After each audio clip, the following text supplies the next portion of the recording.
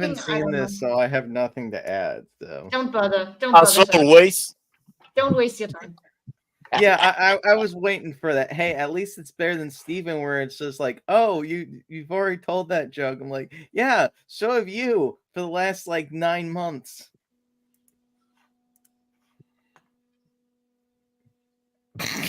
You guys see what I have to deal with? I feel your pain. Suddenly.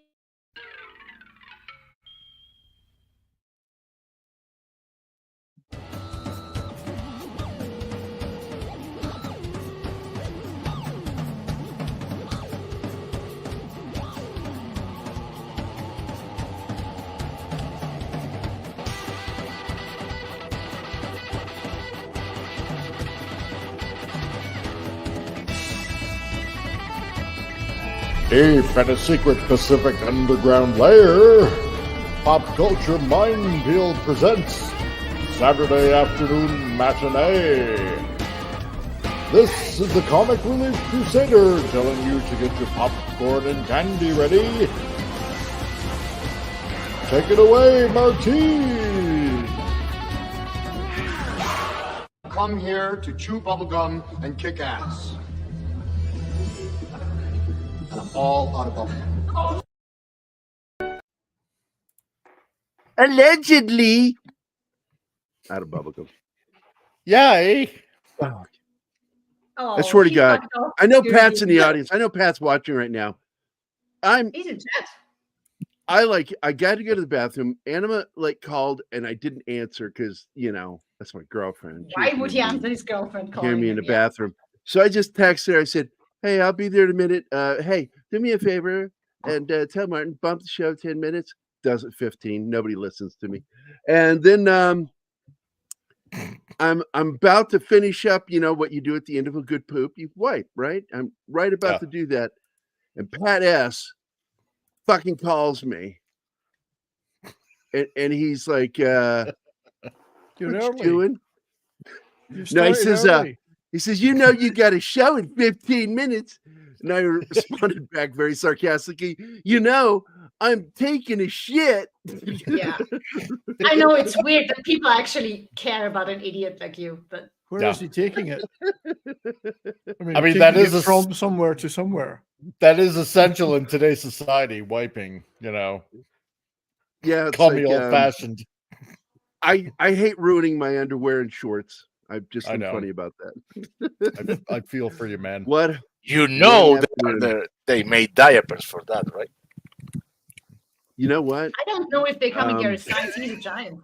They do, and I checked, and I'm like, okay. You already checked. Jesus, what am I? I should try these out just to see if they work. I'm free flowing today. Yeah. I've had an aversion to them since that astronaut wore them when she went on that 1,000,000-mile ride to kidnap her lover's wife. Mm. Oh, they made a fucking movie about it, and she was kind of a hero in it. And I'm like, go fuck yourself. That woman had kidnapping and possibly even murder on her mind, and she's the good guy. She's Welcome to the modern world. Priorities. To make it, Brian. Oh, I good made to it. see you, buddy. How you doing? I'm all right. I thought you started early, didn't you? No. Well, I started before the 15 minutes. Yeah. That's what I thought. Yes. But catch me out. And how are you holding up from Clobby, man? Oh, yeah, it's still really weird. It's just surreal.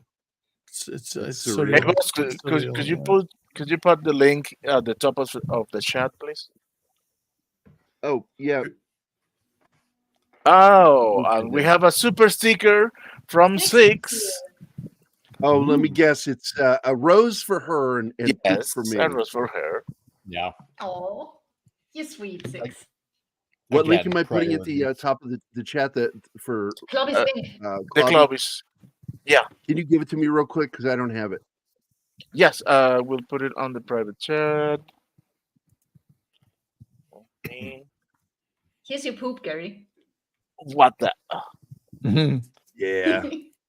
The gift of poop. Thank you, Six. I love you too. Sometimes it could It's be. not actually. It's a rose and it's a unicorn.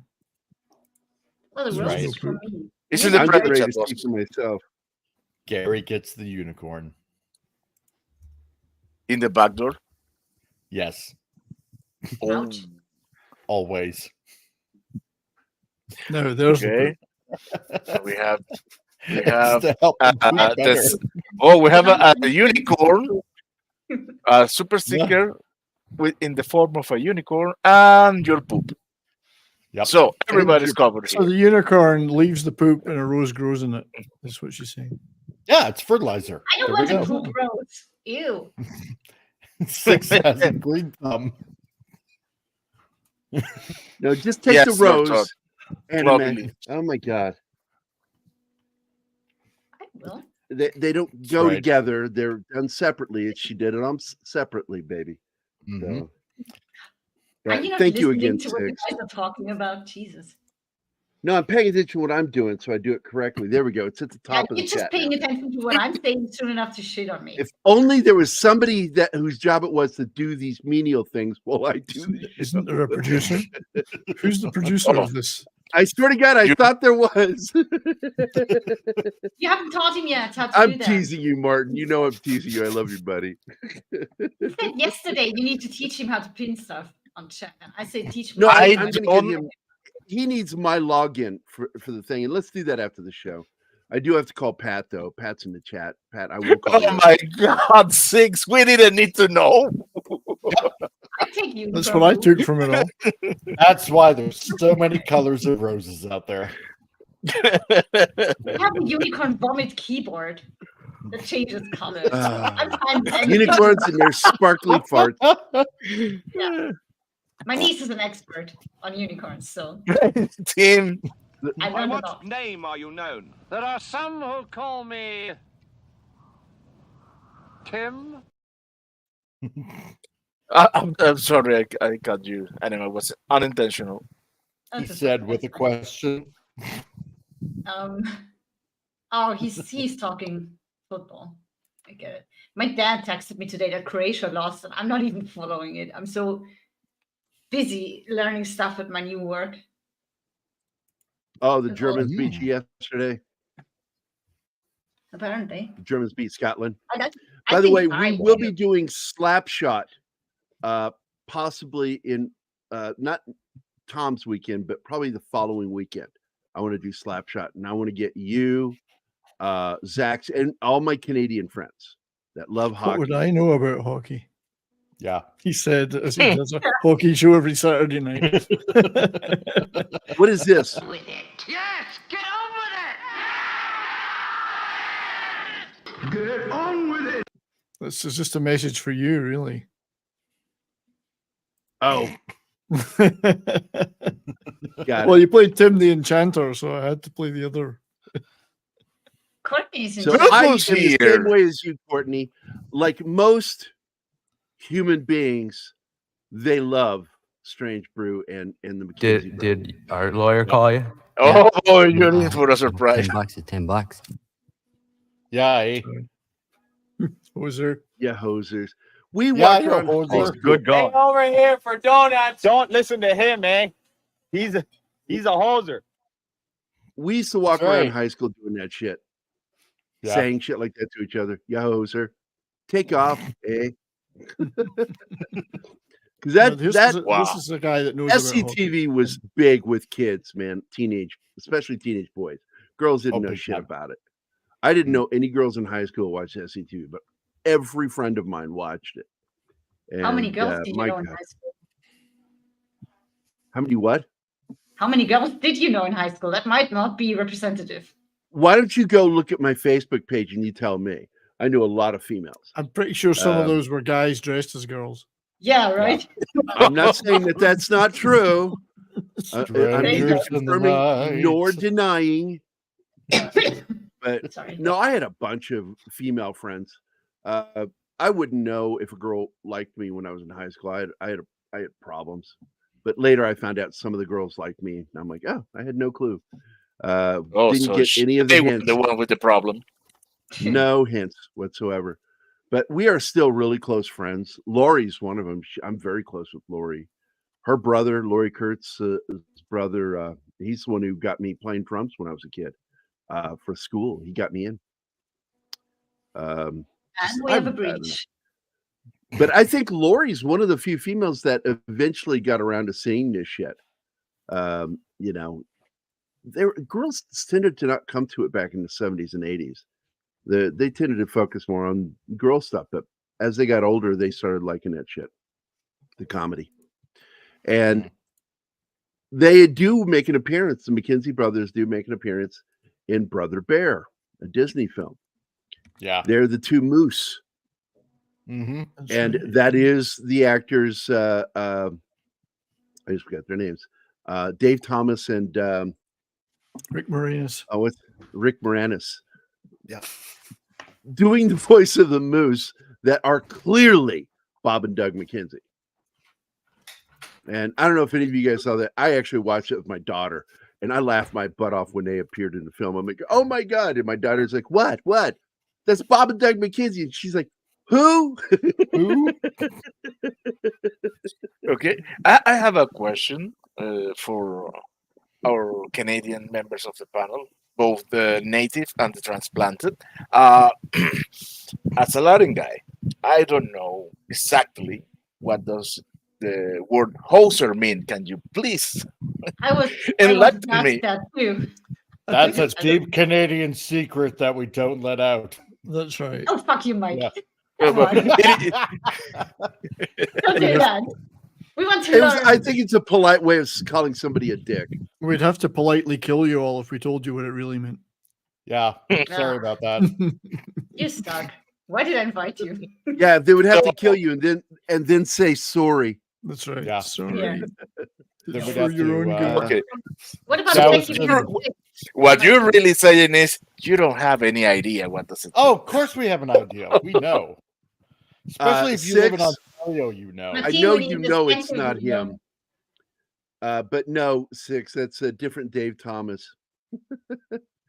Dave Thomas, I'll tell you what he did. I loved that he did on SCTV was his Bob Hope impression.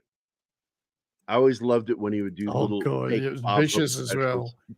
It was And I still vicious. remember the song to this day, to the end of one of the long ones that he did. Thanks for the memories, for Begin and Sadat, for Hamilton and his pot, for Billy and his six-pack tinkling in a parking lot. Thanks a lot. I fucking love that episode. And that's I haven't seen that in 40-some years, and that song is still in my fucking head. I just laughed so hard at that. I'm like, that was perfect. Spot on Bob Hope. And from what I read, that Bob Hope was really tickled by his impression. So, we got another one. I don't have a video of it, but that's the face he used to put on. That's the face he makes when he does Bob Hope. Wears the fake nose. And it was really a good impression. It was. So I see Lord Thoth is here. Our good friend Courtney is here. And of course, the lovely 6 is here. Let's see who else is in our chat right now. Scrolling up. Tim, of course, she played the video. But Lorthoth has it pretty much spot on there. So Pat is here. David Roberts is here. Not to be mistaken with Dave Roberts, my late brother-in-law. Or it could be him. I don't know. I'm betting against it. I'm willing to bet against that. Probably. You're probably right. Thought I would be the first to arrive and comment. That's very cool, David. David's new to the channel. We got him because of a what do they call that when you send people over from another channel? Redirect. Yeah, redirect yesterday. And I can't even remember whose channel it was. It was a raid from somebody's channel. Oh, Lee. Was from Lee's channel.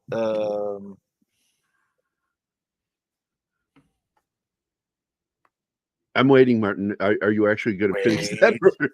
Yes. Lee Anthony Davis. Oh, Lee Anthony Davis. Okay. I'm like, yeah, I know. Do do do do do do. Put it on screen. Will Martin continue? Tune in tomorrow as Martin finishes his thoughts. I remember now. I feel bad. 2 days later.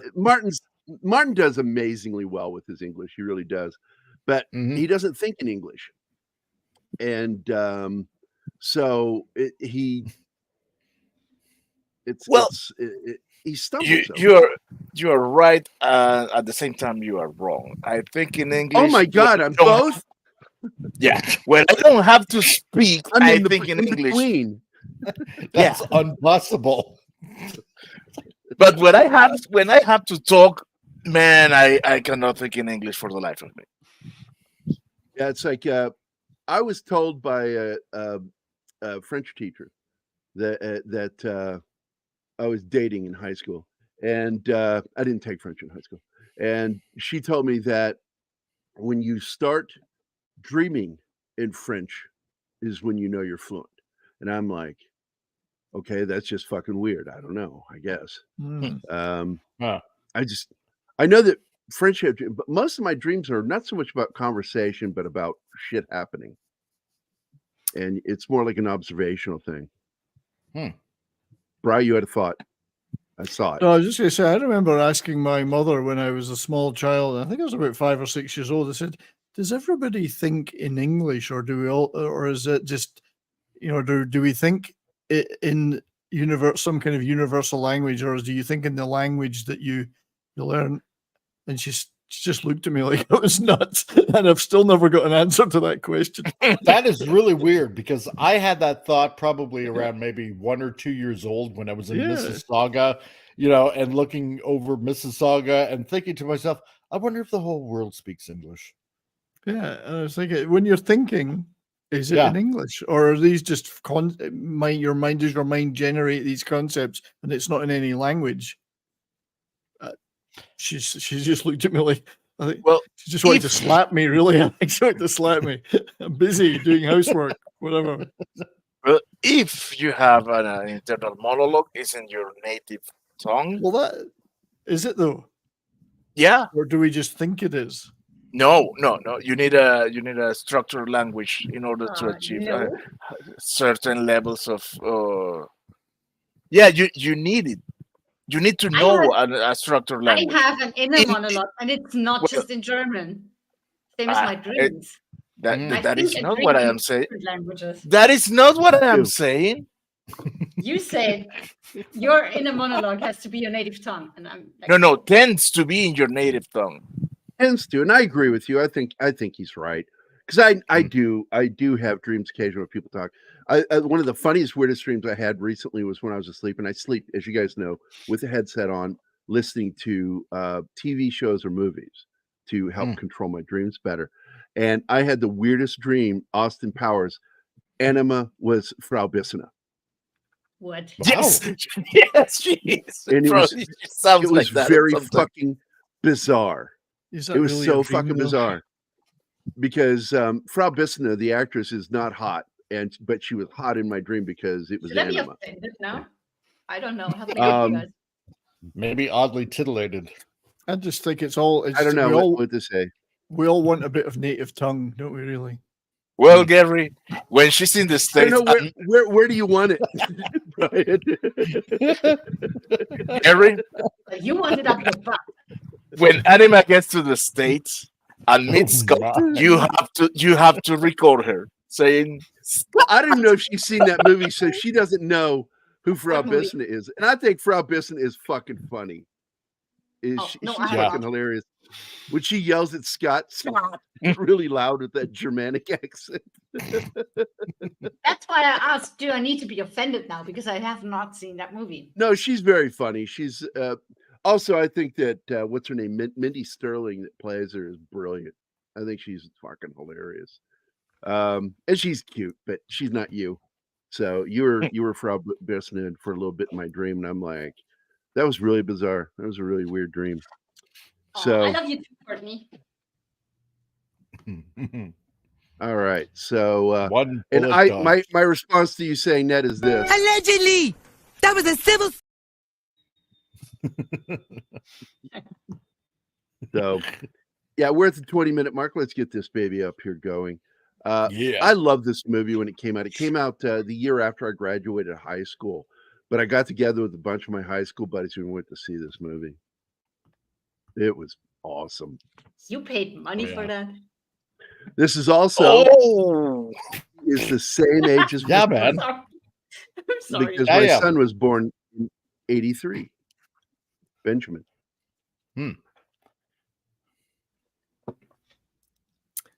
Indeed. Funny thing is, when I first saw this movie and it was on a VHS, I'd never seen SCTV, so it was completely out of context for me in the UK. Really? Oh, Yeah. really? Completely out of context. I thought, man. what is this? Max von Sydow. Oh yeah, because you're in the UK, you wouldn't have probably got Yeah, and TV. they didn't. I don't recall them ever broadcasting that there.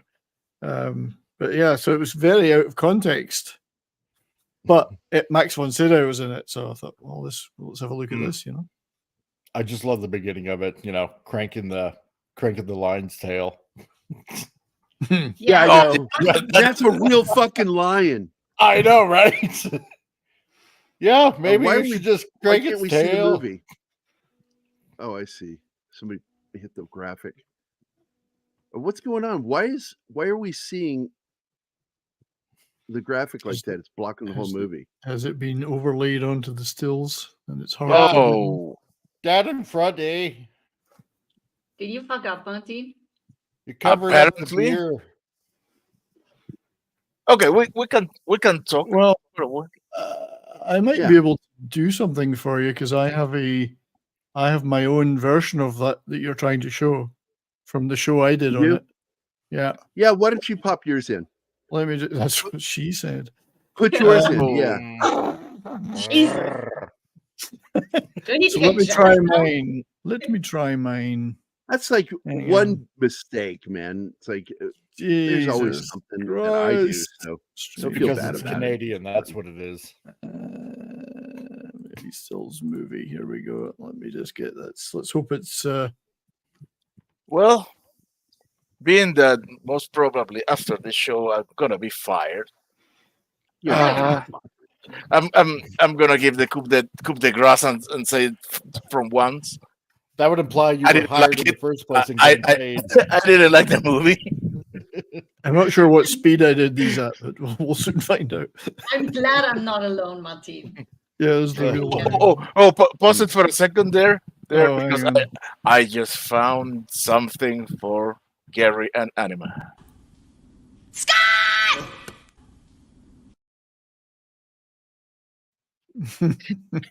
So that's Okay, let me her, try okay. to do it. Let me try to do a count again.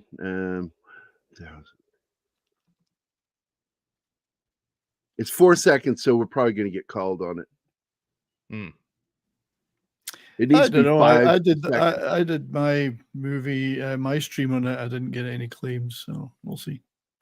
Oh, really? Okay, then good. Then I'm not going to worry about it. Yeah, I Sometimes played the I trailer. this. I played clips in the Morgan trailer and show everything. on our channels. We get ganked This so is what the TV show looked like. Yep. They would be just sitting in their basement with surrounded by crates of beer and the big Great White North in the background, and Dave Thomas would do that song. Coo, coo, coo, coo, coo, coo, coo. Coo, doo, coo, coo, Oh, coo, the- coo, coo. Coo, doo, coo, There coo, was a coo, TV coo, show. coo. It's funny, really, because they did invent There the were whole thing skits on as a bit of a piss take, Oh yeah. and then it became a thing. It was a piss take Oh. on Canadian. Well, Yeah, it was a specifically, piss take of Ontario Hicks, really, and Yeah. All that Molson Canadian. yeah. oh my God, I won't drink Molson's anymore because Oh yeah. I got I got into a batch that had been in ultraviolet light, and it Oh. skunks up that beer so bad because that green Ew. bottles do not protect that beer. Brown No. bottles protect beer. Green Yeah. does not. And it makes it skunky, farty smell. Oh, it's just awful. Ew. I couldn't finish it. I was like, damn it. Because I used to like Molson's. Mhm. But also added, because all of those are real beers, but then all of a sudden they added one crate of beers called Elsner, which is not in the series, but is in the movie Elsner beer. 10 years. I agree with 6. Gary would totally file Matinee live during a show. Also, hi, Alan. Good to have you back. Hello, Alan, Alan. what's up, man? Another one we got a new chat person. I don't know what to call them. People? Humans? Friends? How about friends? Yeah. We have Carbon-based regular- life form. And today they come back, so we didn't fuck up yesterday. The futuristic Always a dystopian nice movie. feeling. I love Oh my this. God. Oh yeah. This is the kind of crap that we would make as movies when I was a teenager in high Yeah. school. So bad, but so good. He's got oranges for like, I don't know what they're supposed to be. His eyes. Maybe. Oh, okay. Maybe.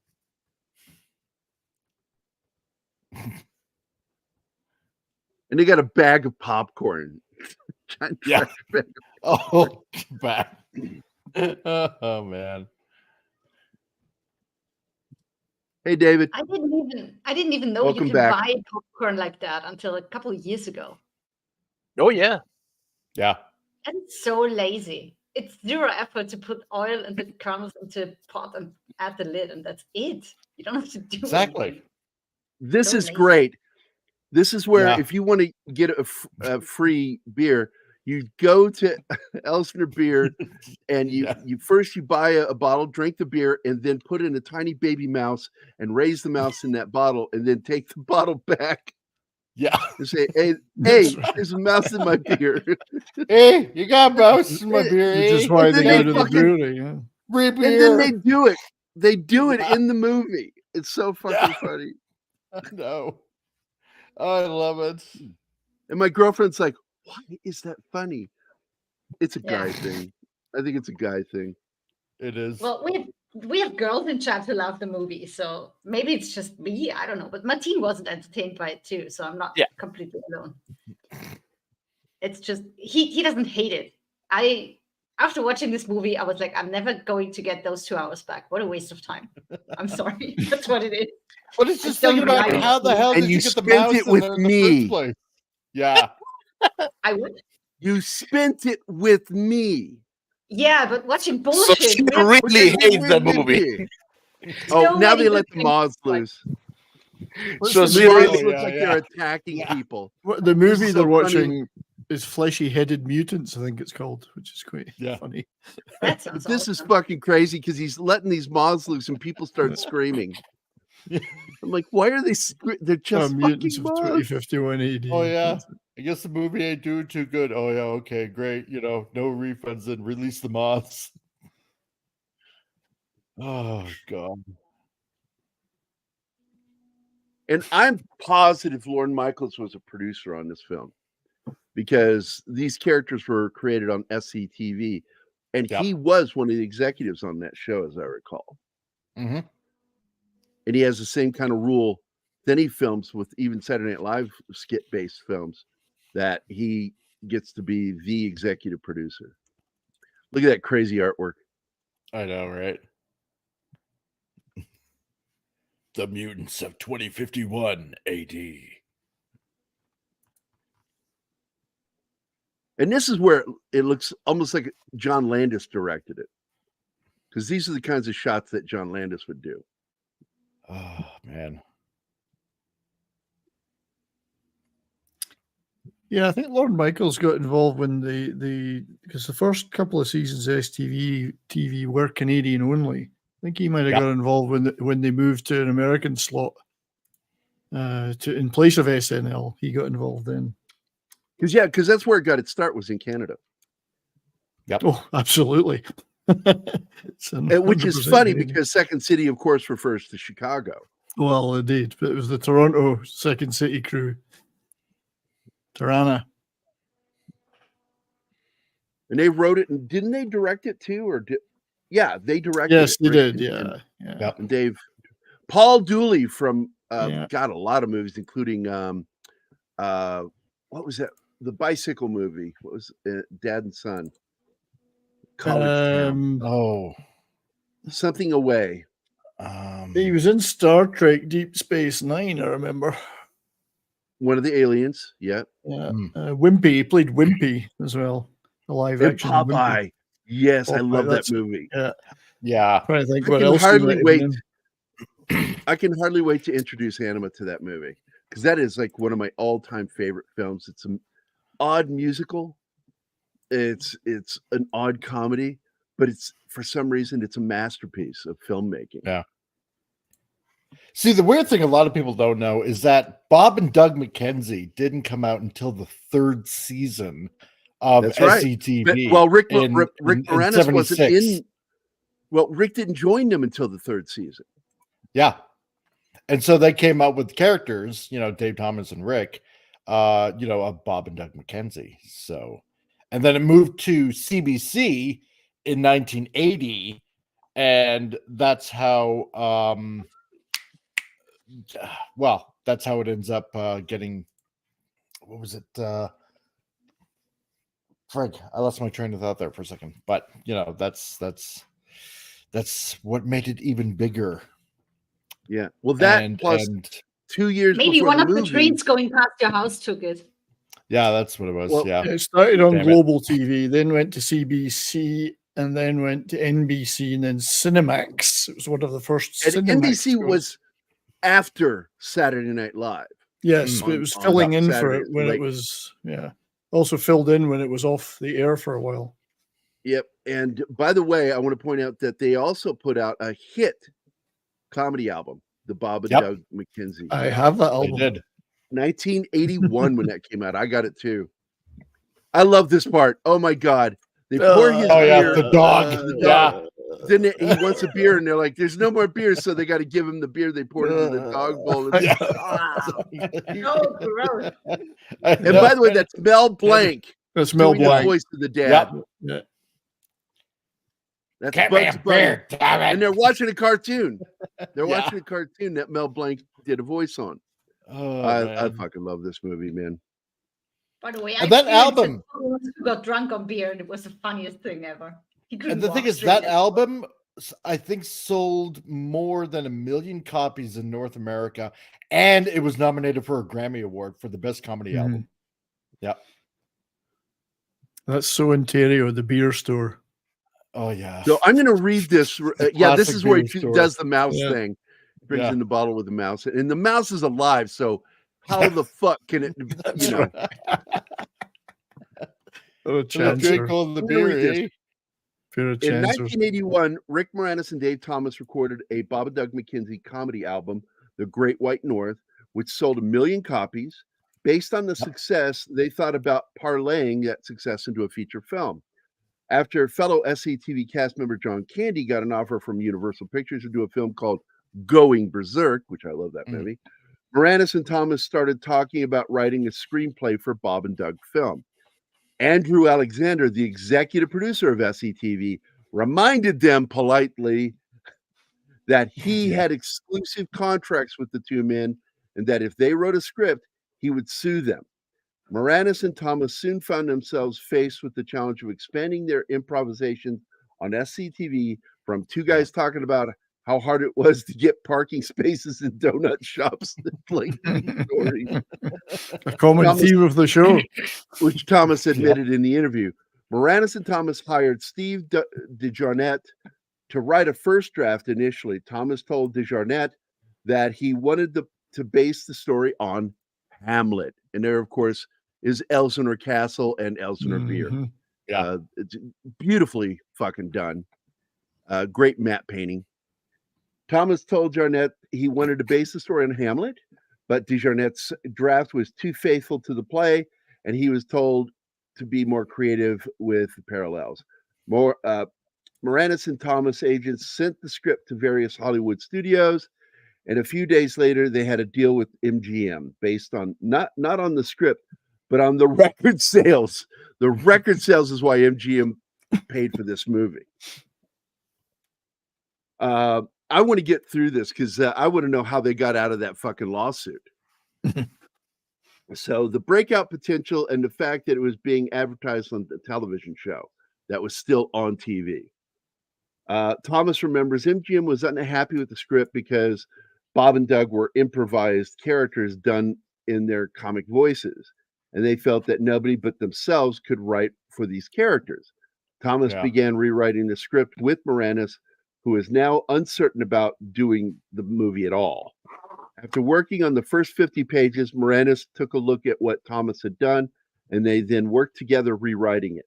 However, they were not sure just how much they could legally change, and did most of the changes in the first third of the script, including the addition of Bob and Doug's science fiction film Mutants of 2051 AD, which Bob and Doug were shown watching a movie in a theater of themselves. That's fucking brilliant. A movie within the movie. I love that. A hat on a hat joke. Far more bizarre. Star Wars too. Yeah. Yeah. Far more bizarre and conceptual in the beginning. If we had been able to rewrite the whole thing, we would have made the whole thing about that movie.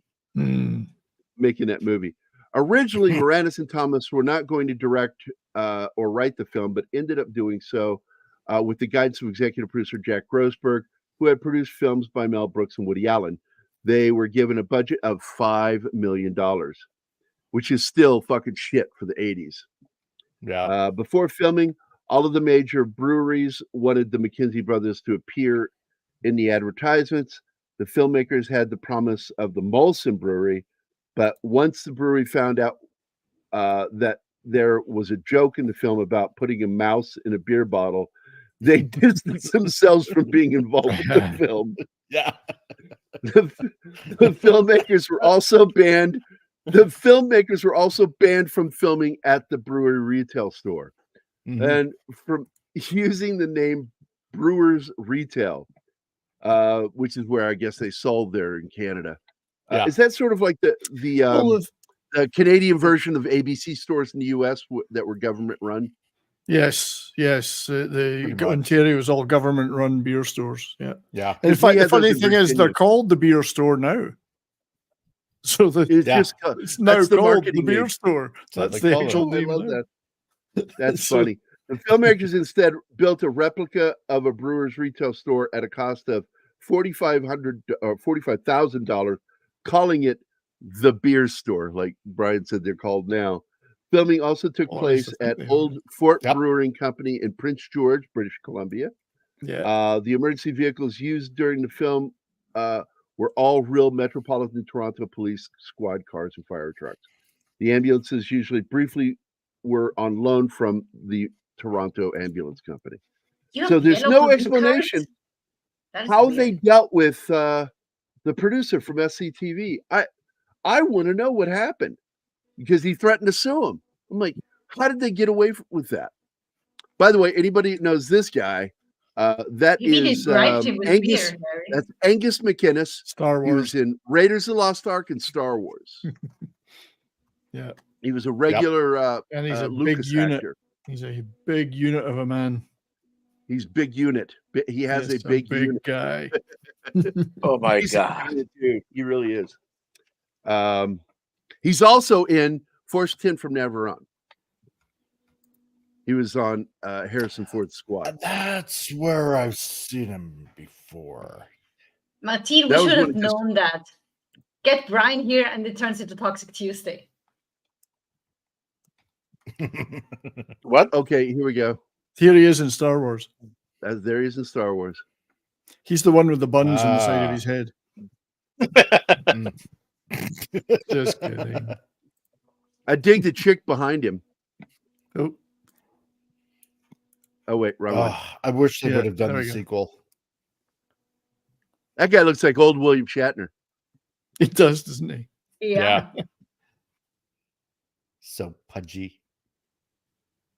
And at first you think she's going to be like the love interest for one of the McKenzie brothers. There's no love interest. Now, I'm pretty sure I remember her from... She's into McGinnis. From another show that was on Canadian television called Seeing Things. I'm pretty sure that was her, if I have it right. Which was a Canadian show about a on TV? reporter that can... Yeah. All right, here's her resume. In 1970, she did The Drop-In. Yeah. She played in Police Surgeon, The Great Detective, The Littlest Hobo, Comedy Factory, Night Heat. Yep. Why do I remember that one? Night Heat. I'll Take Manhattan. War of the Worlds. I loved that TV series. She played Amanda Burke in that. Oh, that was awesome. Fences.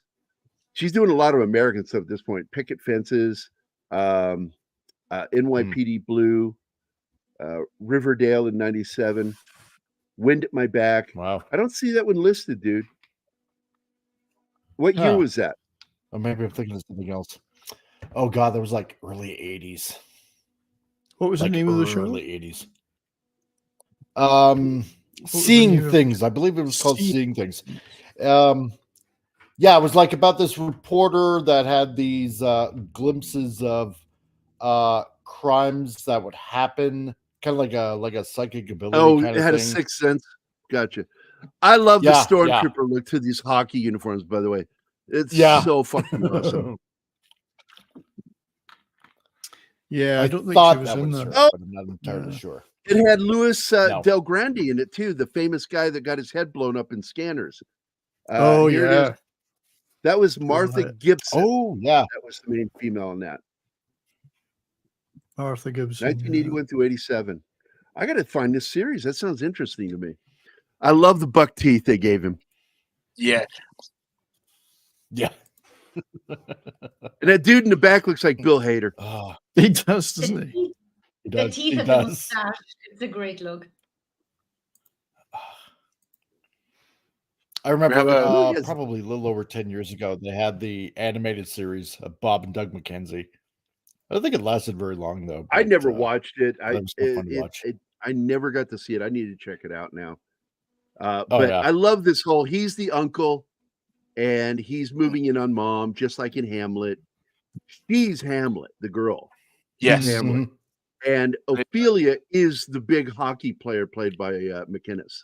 And in fact, he drowns in the film, but is saved by the McKenzie brothers who use beer bottles for oxygen.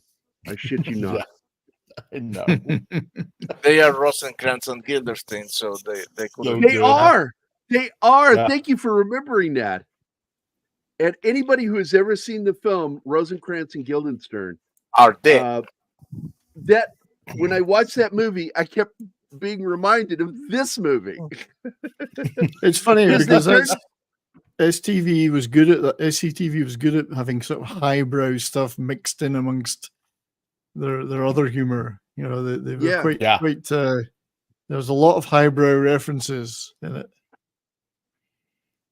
It's very Python in some ways. More Python. I like the fact that when they were in the hockey rink, prepping for the game, like they go on full on Star Wars, and Dave is like, Luke, I am your father, Luke. Like, give it to the dark side. Give it to the dark side of the Force, you knob.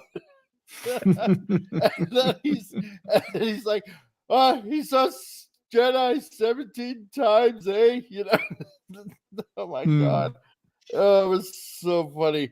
And then Angus, he was gold leader in Star Wars. So yes, he was. Yeah. And another guy that was in Star Wars that ended up in Raiders is the fat guy. What was his name? Chubbins or whatever the fuck he was called. Porkins. Yeah. Porkins. He's one of the American agents. Yeah. That's hiring Indy to go find the Ark and stop. You know how many the Yahtzees. You know how many times they say A in this movie? Oh, counted it one. It's about 174, 175 times. Oh, it's going pretty good. It is. Good day. Yeah. Oh, it's going pretty good. Look at this. Wait. That's Galaxian, and there's a Canadian flag in it on one of the ships. Guys, a question. This movie is from 81? 83. Yeah. 83. Oh, yeah, it's well post Star Wars. Yeah, like I said, this film came out it's 83 around the same time my son was born. Emptying the machines. Yeah. Hey, Dax. We're still hoping. Hey, you can make it. and we even have the ghost of the dead king. Well, it's CG, or their version of CG back in the 80s. It was computer generated ghost. But I love all the elements from Hamlet are in the movie. Yeah. And the problem I've had is I've tried to figure out exactly what is he supposed to be. What's his name? The monk, the brewmeister, the priest, the old priest that works in the household in Hamlet and ends up getting stabbed behind the curtains, hiding in the mother's chambers. Look at that fucking artwork. Remember. I'll look it up. But this is neat because the machine reveals to them by supernatural means about that Brewmeister Smith murders Elsinore. It's a supernatural machine. Yeah. This is weird. It's just a weird little element they introduce. And then, of course, they recognize La Rose as the hockey. I love their looks in their faces when they see each other. They always put the starstruck. They've got his hockey card. That's it. Polonius is who I'm thinking of, the chief counselor to the king. And he ends up being the one being killed in the while he's hiding in the mother's chambers because Hamlet thinks it's the uncle. Oh, Sax is in the house. I said hi to him Zax. a minute ago. Yeah, well, I'm glad Zax is here. We got two Canadians. You, Carl. We have two Canadians here.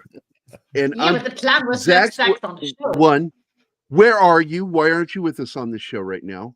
I told you, Really? cake emergency. Two, I plan to do Slapshot in a couple of weeks, and absolutely want to have you, Brian, and Mike on here, and anybody else that's Canadian that loves hockey to come on and talk about that movie, because it is the greatest hockey film ever made. It is. It really is. Oh, come on. It can't be better than The Cutting Edge. I'm just kidding. Fuck you, Brian. Anyone who knows the film The Cutting Edge. If you could see my face right now, there are flames shooting out of my eyes. Cutting Edge, best hockey movie ever. Hi, Lee. Youngblood's I will pretty good. say, I like that other film with Sean William Scott, The Goon. Oh, Goon is just fucking awesome. Excuse my French. It is. Even though I don't watch hockey, I love sports films, especially sports comedies. And Slapshot and The Goon are definitely in my top list. I'm going to lay you out, sports T. films. I like the movie you watched the other day, Gary. Which one? The one with Oh, Charlie Sheen. Major League. Major League, yeah, that was fun. Yeah. You should have heard her giggling watching that movie. That was fun. She was really enjoying the shit out of that film. I think he colored his eyebrows. That just doesn't look right. He looks really weird. Gotta be, yeah. They are too bushy. They look like caterpillars on his No, face. he has bushy eyebrows. It's just, goddamn, they're dark. No. Yeah. Again, I didn't enjoy the movie per se, but man, every scene with Max von Sydow, I love how he played his humor. Yeah. I love the music. You're using the keyboard to control things. It's just a great. The whole thing is about mind control. They're controlling these hockey players. By the way, Lee Anthony is here. What is up, Lee? Another one we gained as a member of our audience yesterday. It's wonderful meeting you, and glad you're here again, Lee. Yeah. Major League is a great baseball film. It's actually of all the films, and I have a lot of baseball movies I love. I think it's my favorite baseball film ever made. Let's do that. Because it's not a too, parody, please. and it has heart. I love. It's got to have heart. That's why I said I consider Trouble with the Curve the better baseball film than Moneyball, because Moneyball is about the business. It's not about baseball. Trouble with the Curve is about baseball and loving baseball, the love of baseball. It's really the heart of that film. So I consider it the better baseball film. I enjoyed both movies, but The Trouble with the Curve is the better baseball movie, period. I just want to see the original ending from Major League, where she's not the bad guy after all. I think I would enjoy that. I should have showed it the other day. I forgot about it, and because it's on YouTube, you can actually watch it, and it changes. Cool.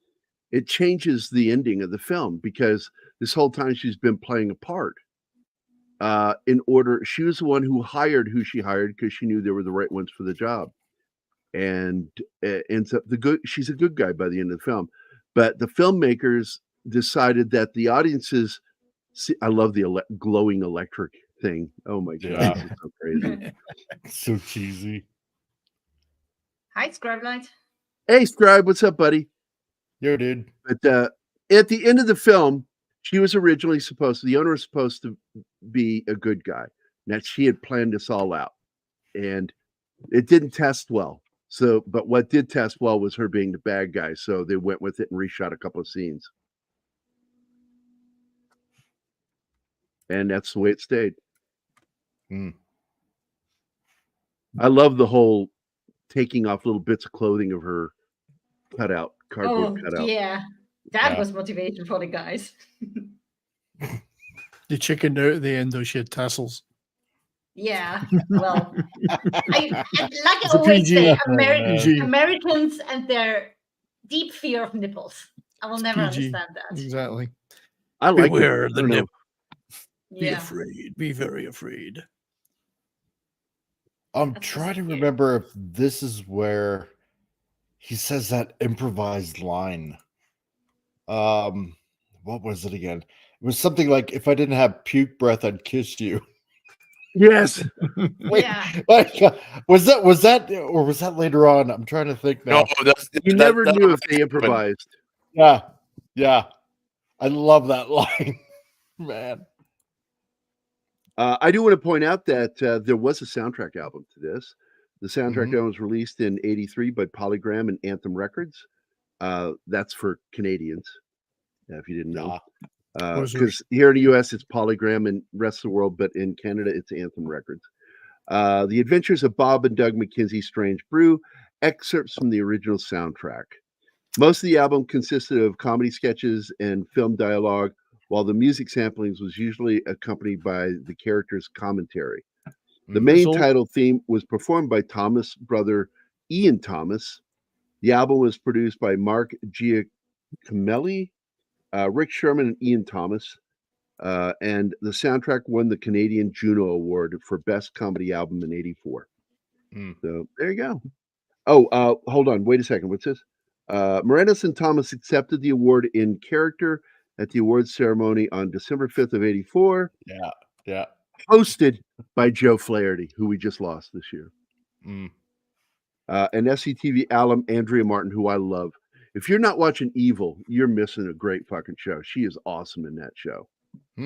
As the nun who can see demons. Oh my god, what a great show. Yeah, he them dressed up as them is so fucking funny looking. It's so funny. Now, apparently, from what I heard, Mel Blanc, who's the dad, right? The McKenzie brothers' dad. Apparently, from what I heard, he was paid like something like $10,000 for just one day's work. What? I'm not surprised. Yeah, that's crazy.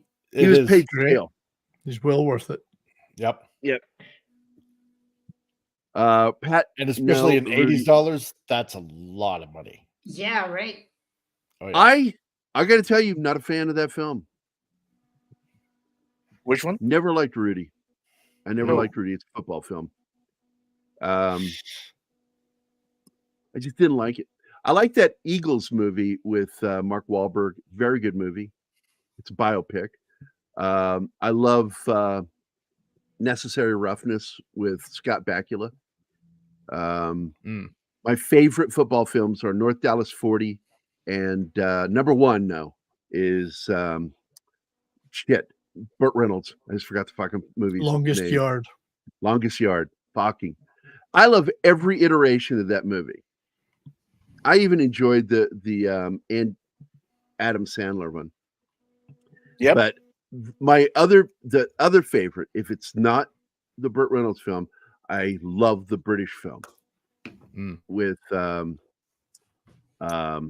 Yes. You guys Stallone, watch Victory. Vinnie Jones. Vinnie Jones and the martial arts guy. Statham British is there? Statham. Yeah, he's the psycho. Huh. That Thought wants you to were hurt- going to talk about the soccer football movie, Escape to Victory, or Victory as it was known over here.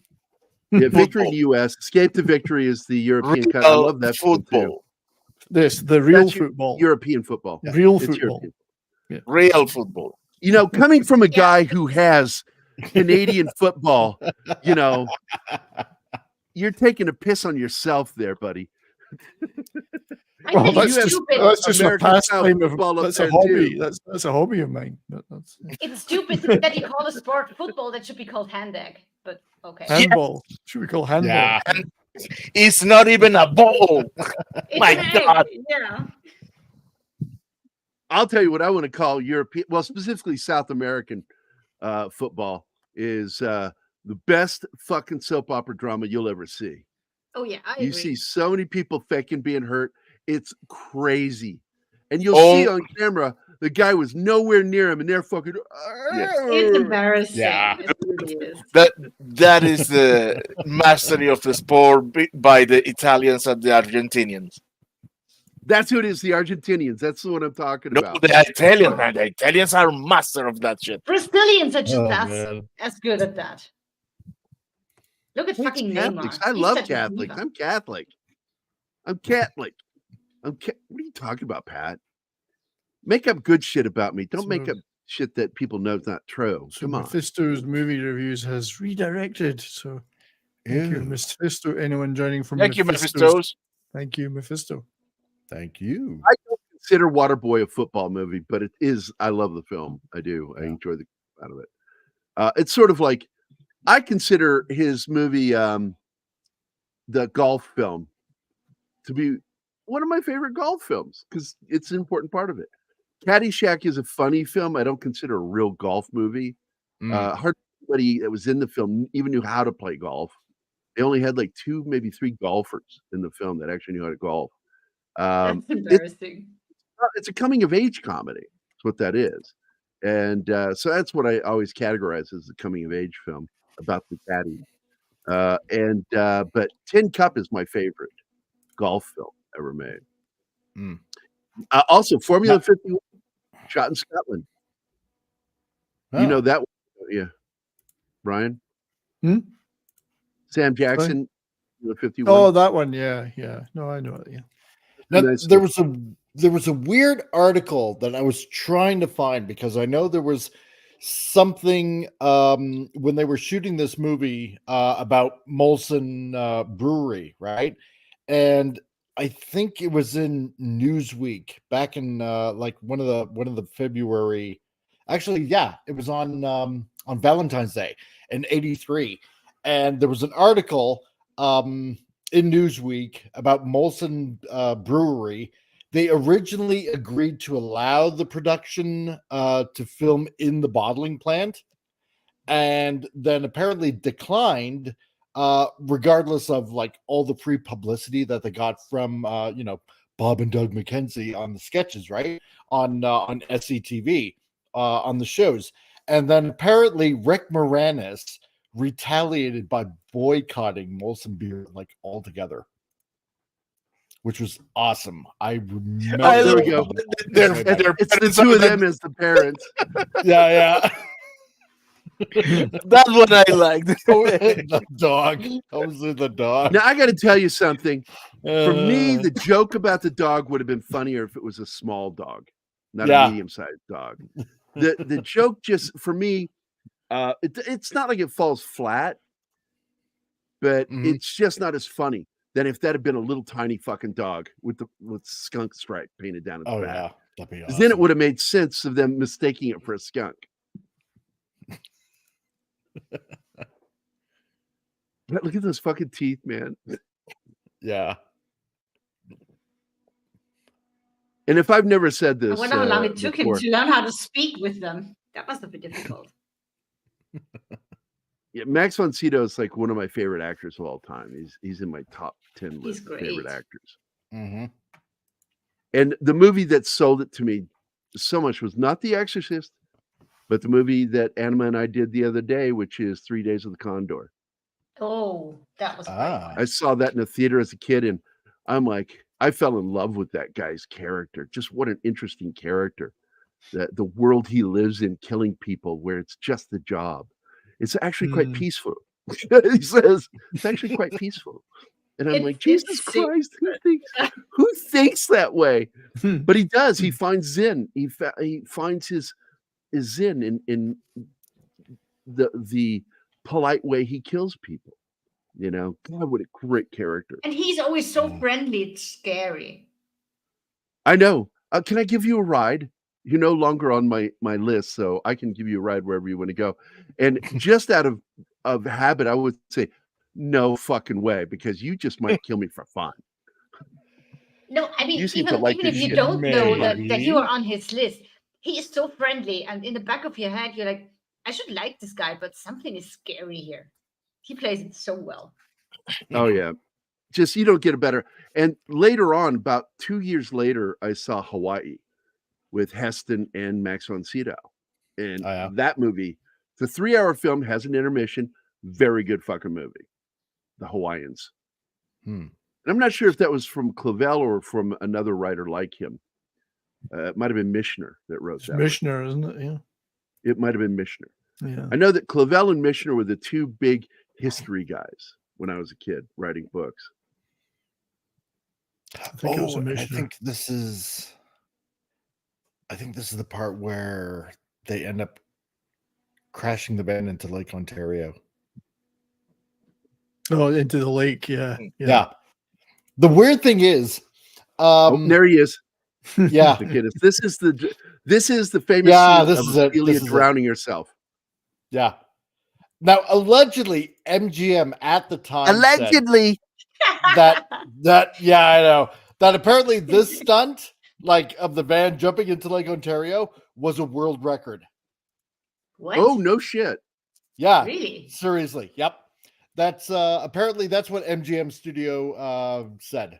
In terms of distance, or yeah, I guess, yeah, something like that.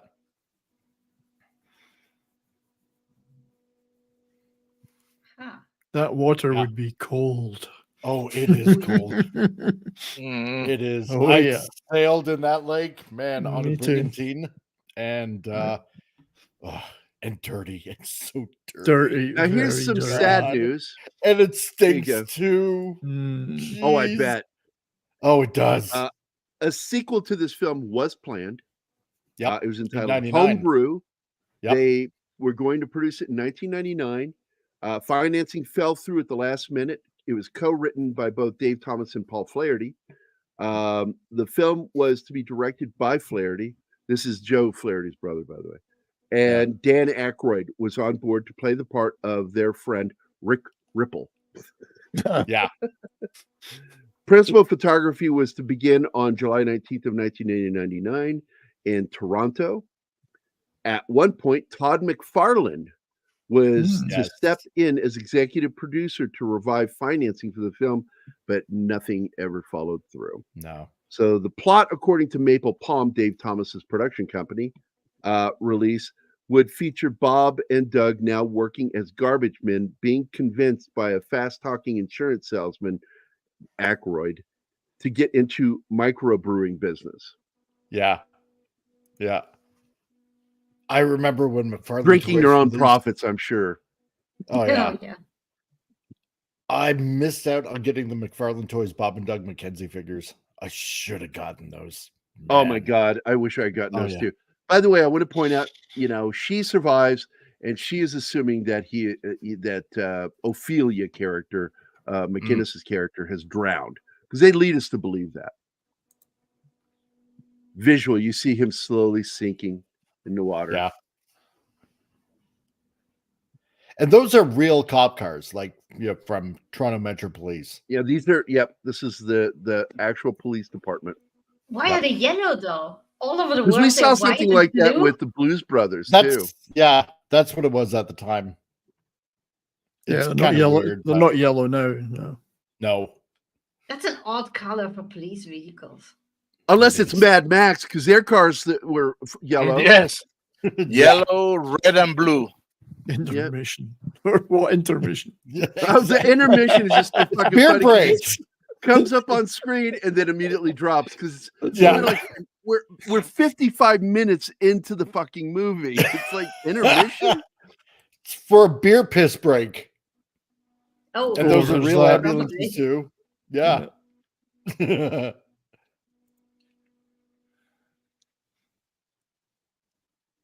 And now it's revealed he's not dead at all. They are staying alive, share breathing from beer bottles. Yeah. So fucking From ridiculous. From empties. I love it.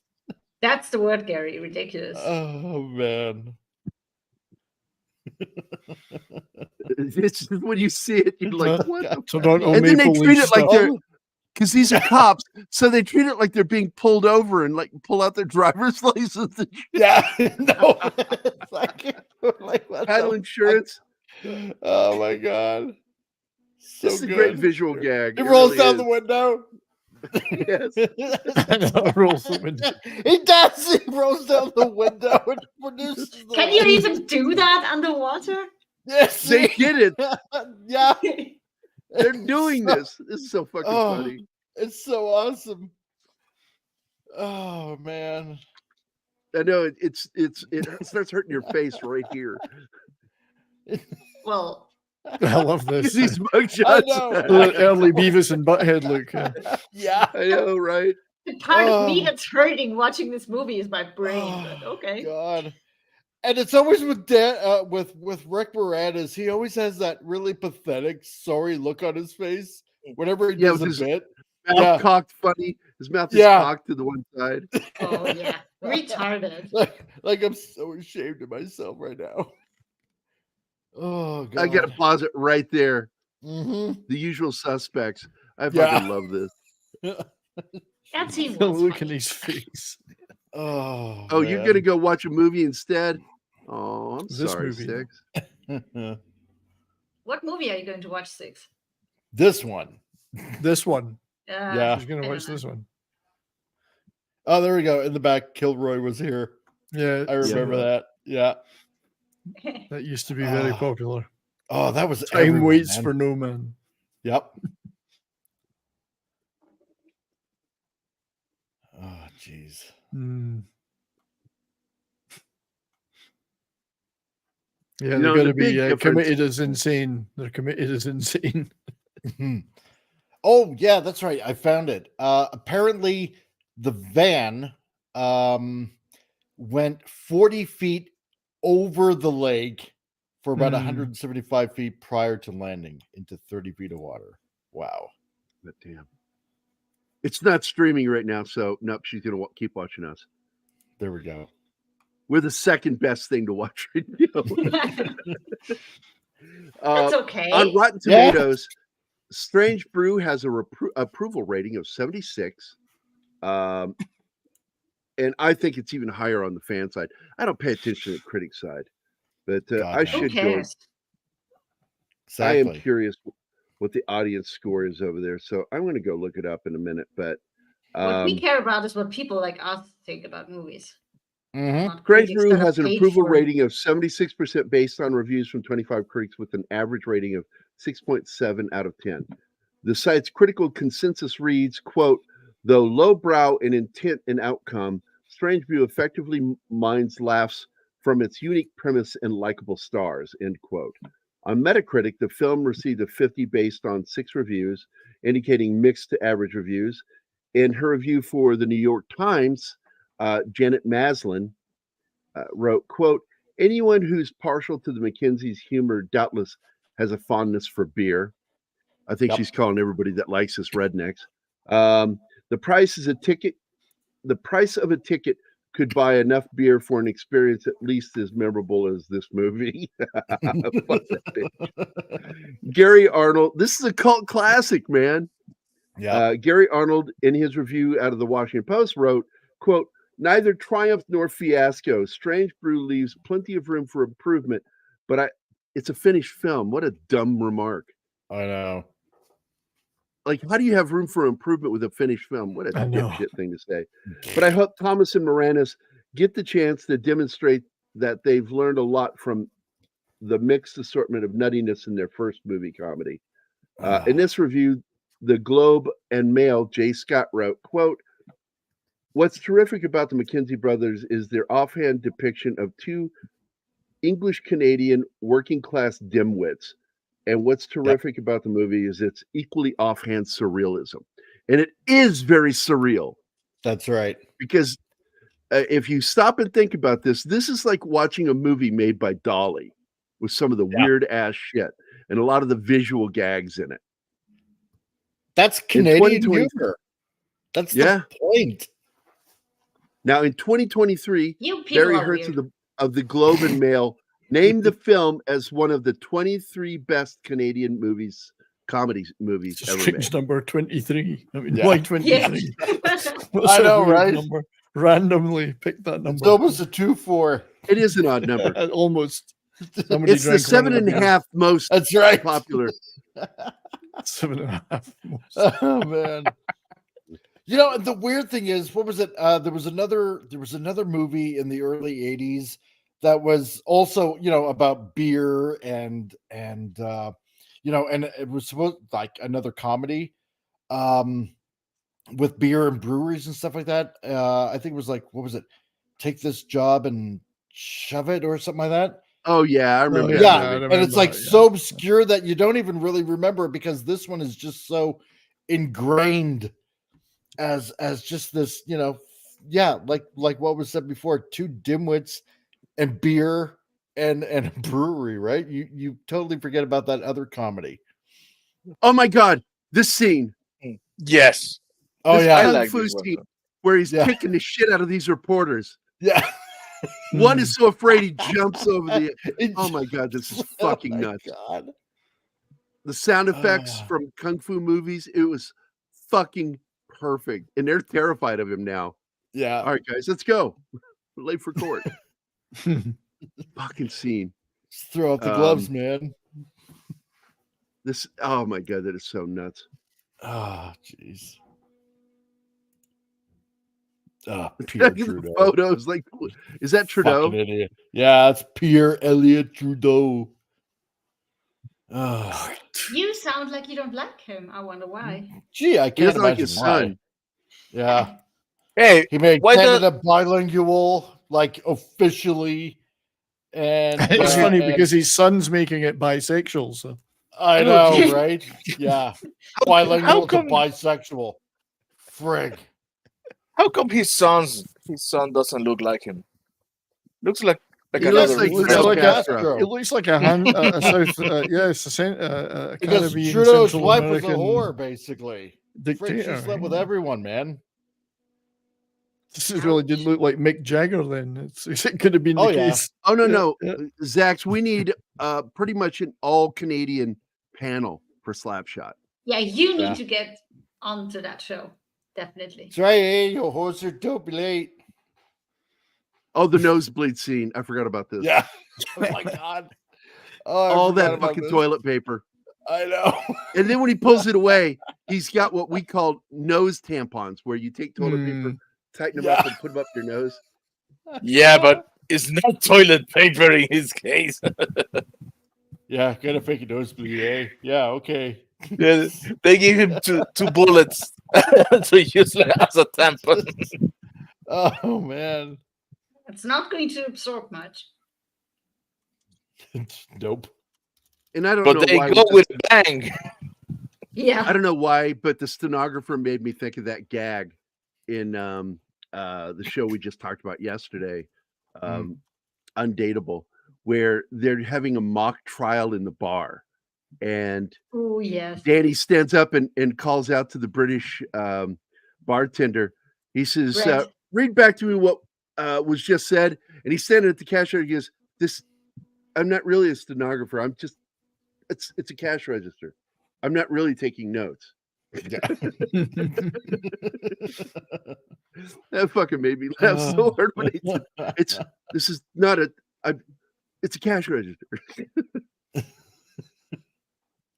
Oh my god! Look at those BC glasses from the 80s, man. Oh, Oh, I know. My dad had glasses. there they are. Nose tampons. Yeah. I love the plaid shirts as well. It's so Canadian. Oh yeah. big time. Flannel. Plaid flannel shirts. Yeah. Yeah. Oh God, even I had one. Oh, Crap. I've had Oh one, God. for years. So it's ancient. I'll never get rid of it. No, neither will I. I got the DVD 2-4 Bob and Doug McKenzie 2-4 release. Oh crap! And Does it have a it's good so hard. commentary? Who's in the commentary? Oh, them, of course. If I remember correctly, it's been a while since I've watched it again, but oh God, it's so funny. I love how they had Trudeau's picture just tilted over. It's like, yeah, you ruined the fucking country, you twit. Jeez. It goes with the name. Oh yeah. True dumb. Not with the jeans. With the version of the DVD I have doesn't have a commentary, unfortunately. Oh, really? Although it doesn't. The one I have, I've got the cheaper version. It's not the good one. Okay. I've got. Yeah. You got the It's, one from the Walmart bin. Yeah, kind of. It's although it does have the how to stuff a mouse in a beer bottle sketch. So yeah. The only thing that bugs me about getting those is when you get one that's been cropped, and I really fucking get angry when I get a cropped film. It's like, man, I want to watch the fucking movie, not a cropped version of it. By the way, this film, for a $5 million budget and very little fucking marketing, still made $8.5 million. Yeah. The Blu-ray actually has bonus features and behind the scenes footage.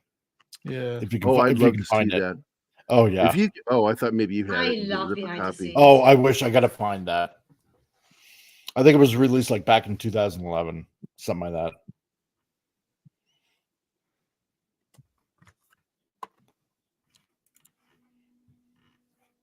But we have somebody new again. Ooh. Robert and Dubin. Thank you. Welcome. Hey, man. So many new people these days. I love it. Yeah. Especially when they come back.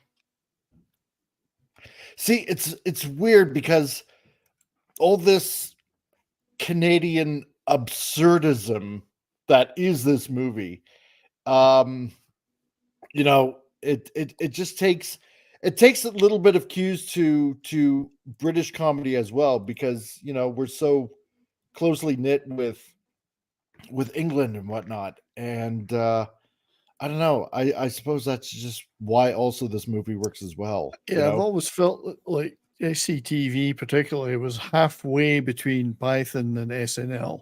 Yeah, it was. It's got a strong streak of English British. You will find It that does. the people who love Monty Python loved early Saturday Night Live and SCTV as well, because it played in the same part of the brain, the comedy. Yep. And I love when he wakes up, this guy, and just goes wandering off to do stuff to help push the story forward. You know, that's what he is. He's a device. He is a device to help push the story forward. By the way, you got to ask the question. By the way, hello, Robert. Nice to meet you. Robert Duvin.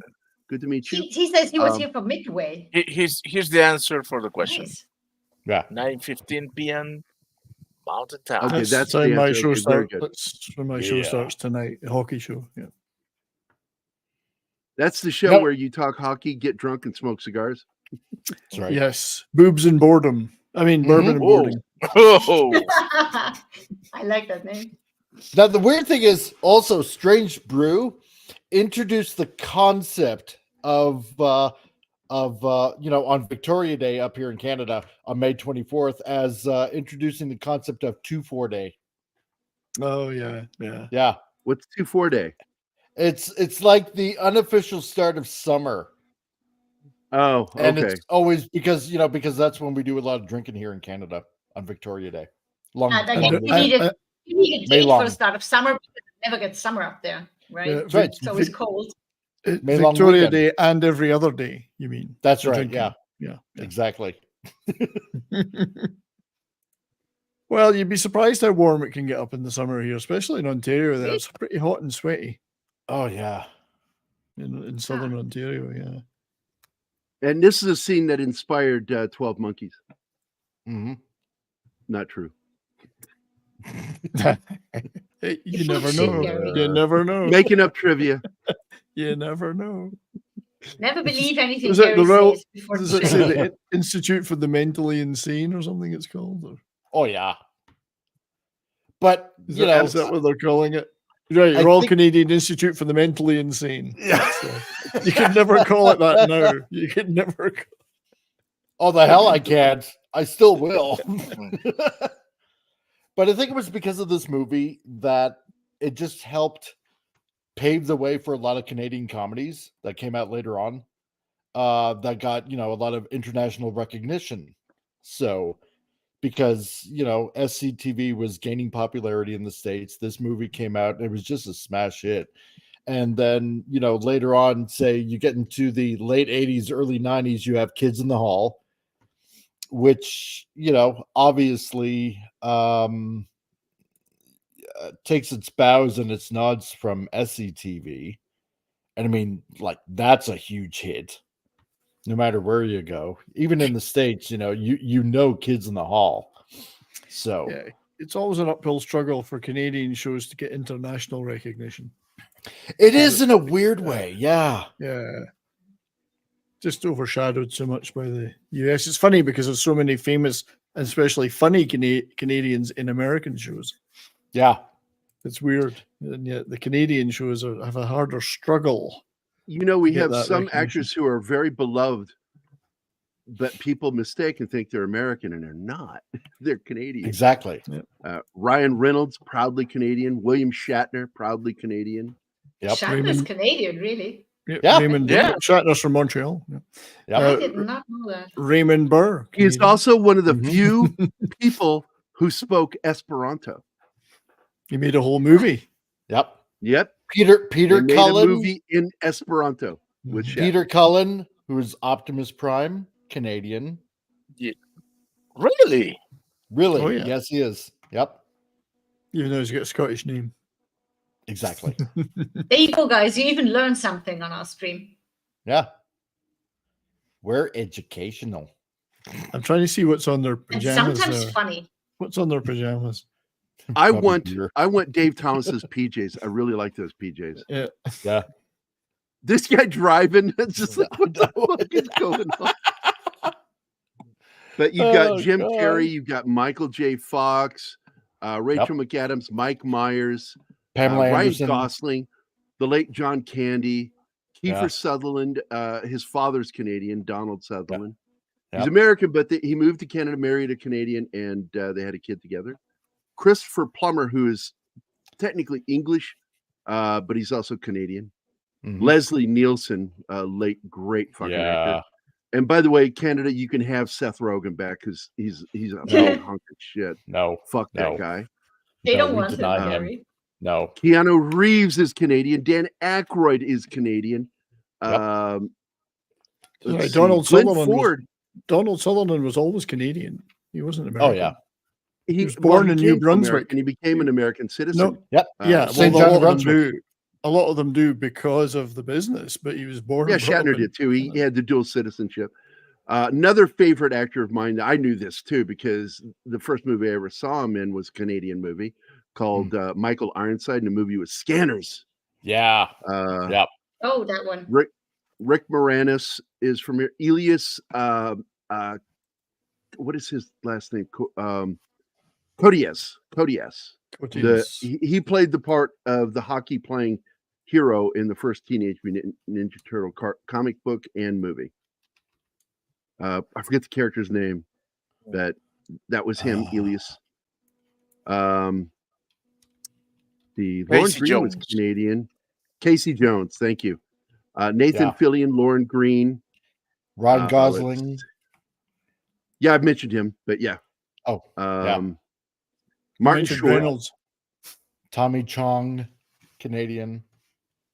I did not Catherine know that. O'Hara. Raymond Burr. Tommy Chong Raymond from Burr was a Vegas. Canadian. Well, Catherine O'Hara is Irish. She's from Ireland, but she came to Canada, not the United I States. suppose you can give it that. Yeah. But Tommy 'Cause Chung, he's from technically, you could Edmonton. You could say the same thing about Boris Karloff, because he left England. He was blue blood, left England, went to Canada, and then flipped a coin and ended up going to Los Angeles to become an actor. Lorne Green, Canadian. Yeah, I said that You one. mentioned that. Yeah, you're not paying attention at all, Mike. No, not really. Elliot Page. I'm Now, Canadian. I'm trying to get now a let's little go bit through the list of actors that Canada is embarrassed of. Elliot Page, Glenn Ford, Hayden Christensen, Corey Pamela Anderson. Yeah. I forgot. James Doohan and Graham Greene are Canadian. I love those guys. Yes, I decorated can't war hang out with veteran Doohan. doing.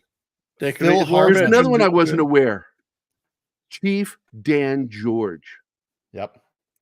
Phil Hartman. I love Phil Hartman. Yeah. Canadian. So Fucking Nev Bruce Campbell. Greenwood.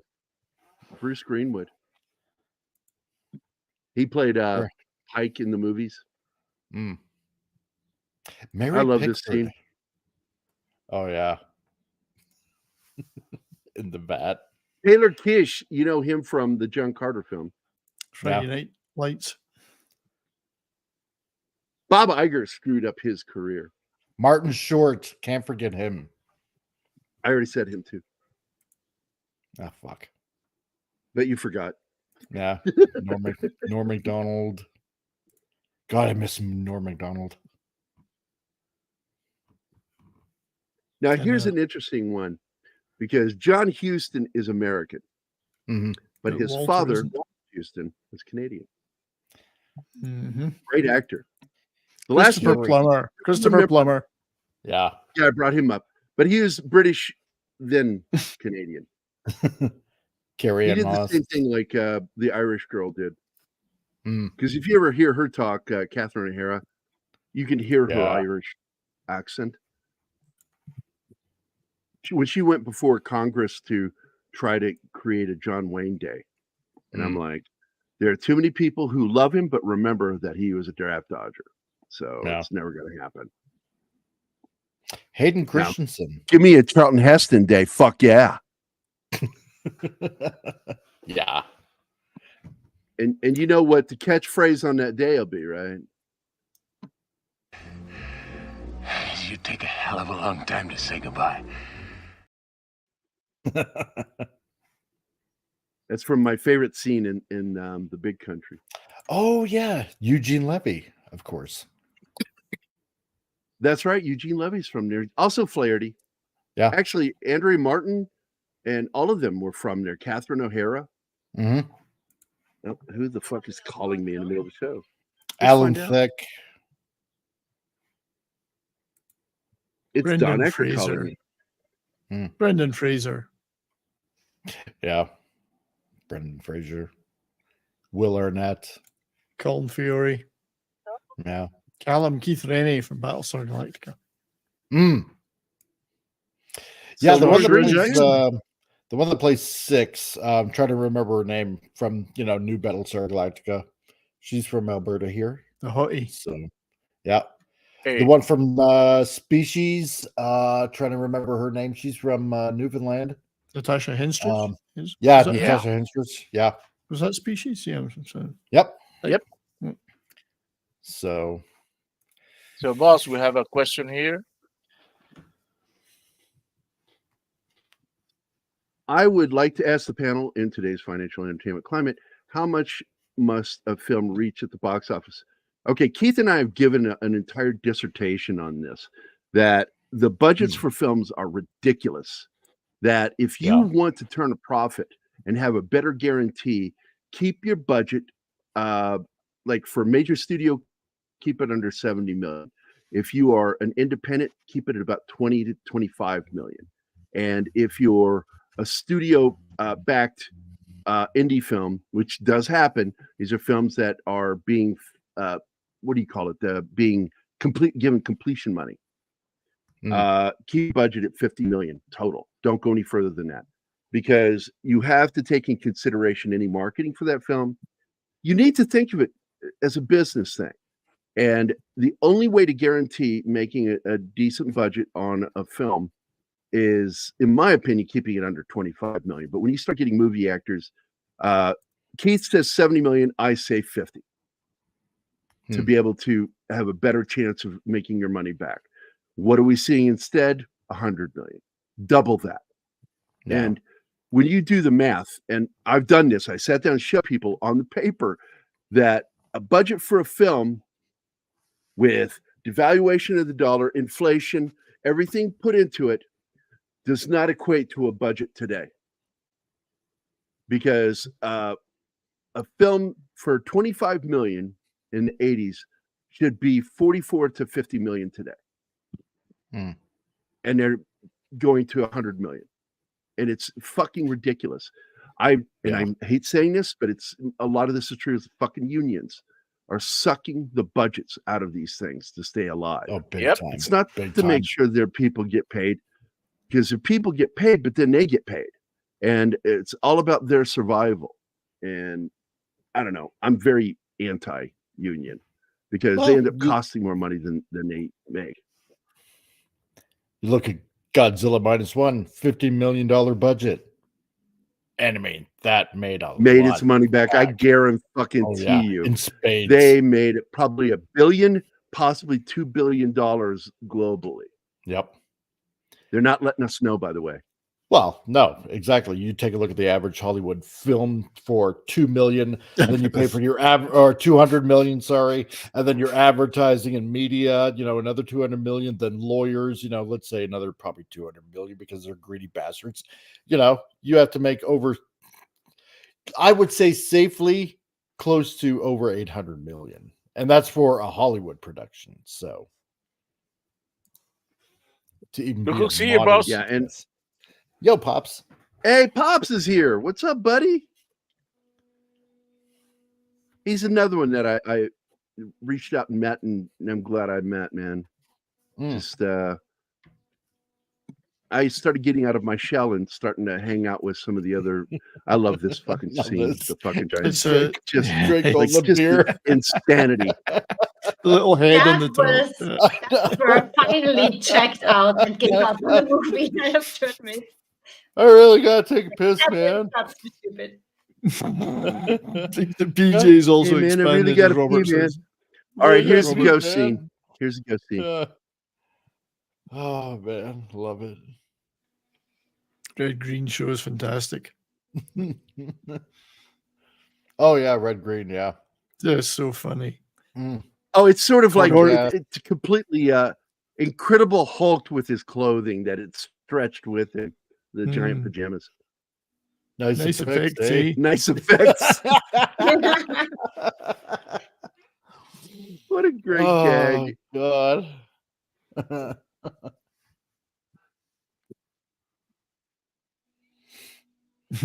Oh, you bet, Lee. Because this is something that Keith and I have talked heavily about back when we would do shows that talked about why films are struggling the way they are. And getting away from unions is the best thing for filmmaking. The only union I support is the Screen Actors Guild in Indie branch. I really think they do a good job. You know what Rick reminds me of, just all blown up like that. It's like Willy Wonka. This reminds you of the Ghostbusters scene. Yeah. Oh yeah. But tell me that this shot doesn't remind you of the Ghostbusters scene. I know, right? A little bit, yeah. It does at the end. Mm-hmm. It's almost like you expect that theme to kick in.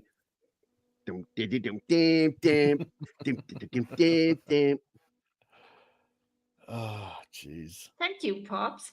Yeah, people are a bit lazy when it comes to liking.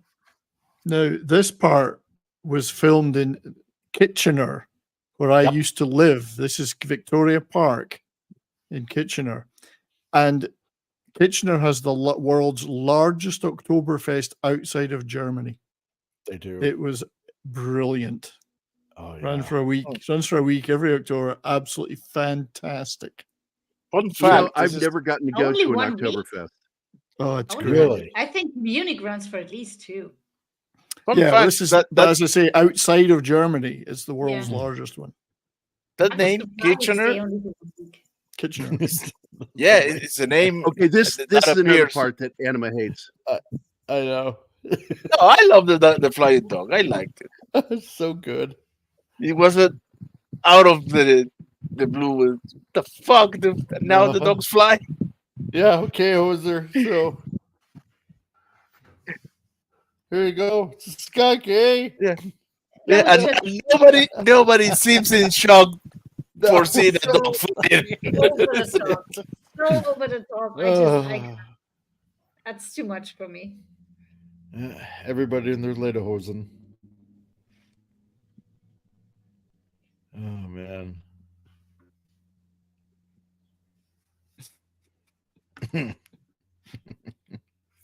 This is the most Canadian bunch of people I've ever seen. Yep. Look at that. He even grew a cape. Yes, I know, right? Oh God. Drinking Love upside it. down. How does that even work? It doesn't. It just does in Canada. Okay. You're weird. I've seen it before. You guys in Canada are so weird. It's just through the top of the friggin' tent, and everybody's just, oh my God. Exactly. Before Canada went nuts. That's right. Oh man. Oh, we used to have one of those cars, but that was my mom's car. But it was white. Yeah. By the way, there is an interesting bit of trivia with this, and I'm sure you guys read about this, is that this film was in production while Return of the Jedi. Yep. They're very similar. They being are made. very similar. And yet, this film mentions Return of the Jedi. Yes. And he says, and I've seen Return of the Jedi 17 times. Yeah. Because he says that in the movie. And there's no way he did, because the movie didn't come out until May.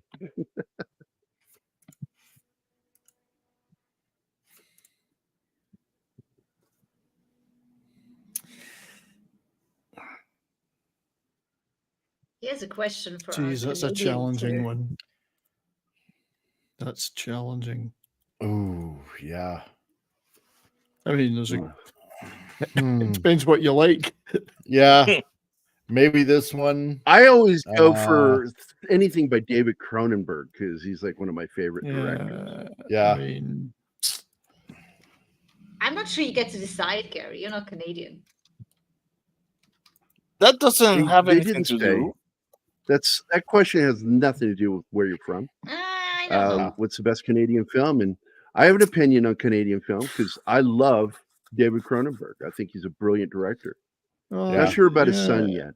I think mean, he's it's a really good. You're making a good case because he's great. So, I mean, this is a great. And he's one of the movie. few Goon's filmmakers a in great England who was aided by the Canadian government to make his two of his first films. I think Canadian Bacon comes close with John Candy. That is a good film. I do like that movie. Yeah. But strictly speaking, that's an American movie about Canada. Oh, that's true too. So what? Yeah. What do we Michael count as a Moore. Canadian? Yeah. What do we count as a Canadian movie? You know, Goon. I would pick Goon. Goon's right up there for me. Goon. Oh, I'm trying to remember that one where I love what was Goon. it? America thinks that Yeah. that Canada's going to like invade America. I think it had John Candy in it too. Frig. But I got to point out, even though MGM produced this film, this is a Canadian film. Let's see. I've just grabbed the list of films here. Let's go through some of these. Again, David Cronenberg movies are all over in here. You've got Canadian Bacon was produced by a Hollywood studio, but shot in Canada and produced by Canadians. So I guess it would fall into that. Videodrome, David Cronenberg. The Brood, David Cronenberg. The Fly, David Cronenberg. The Black Robe, good film.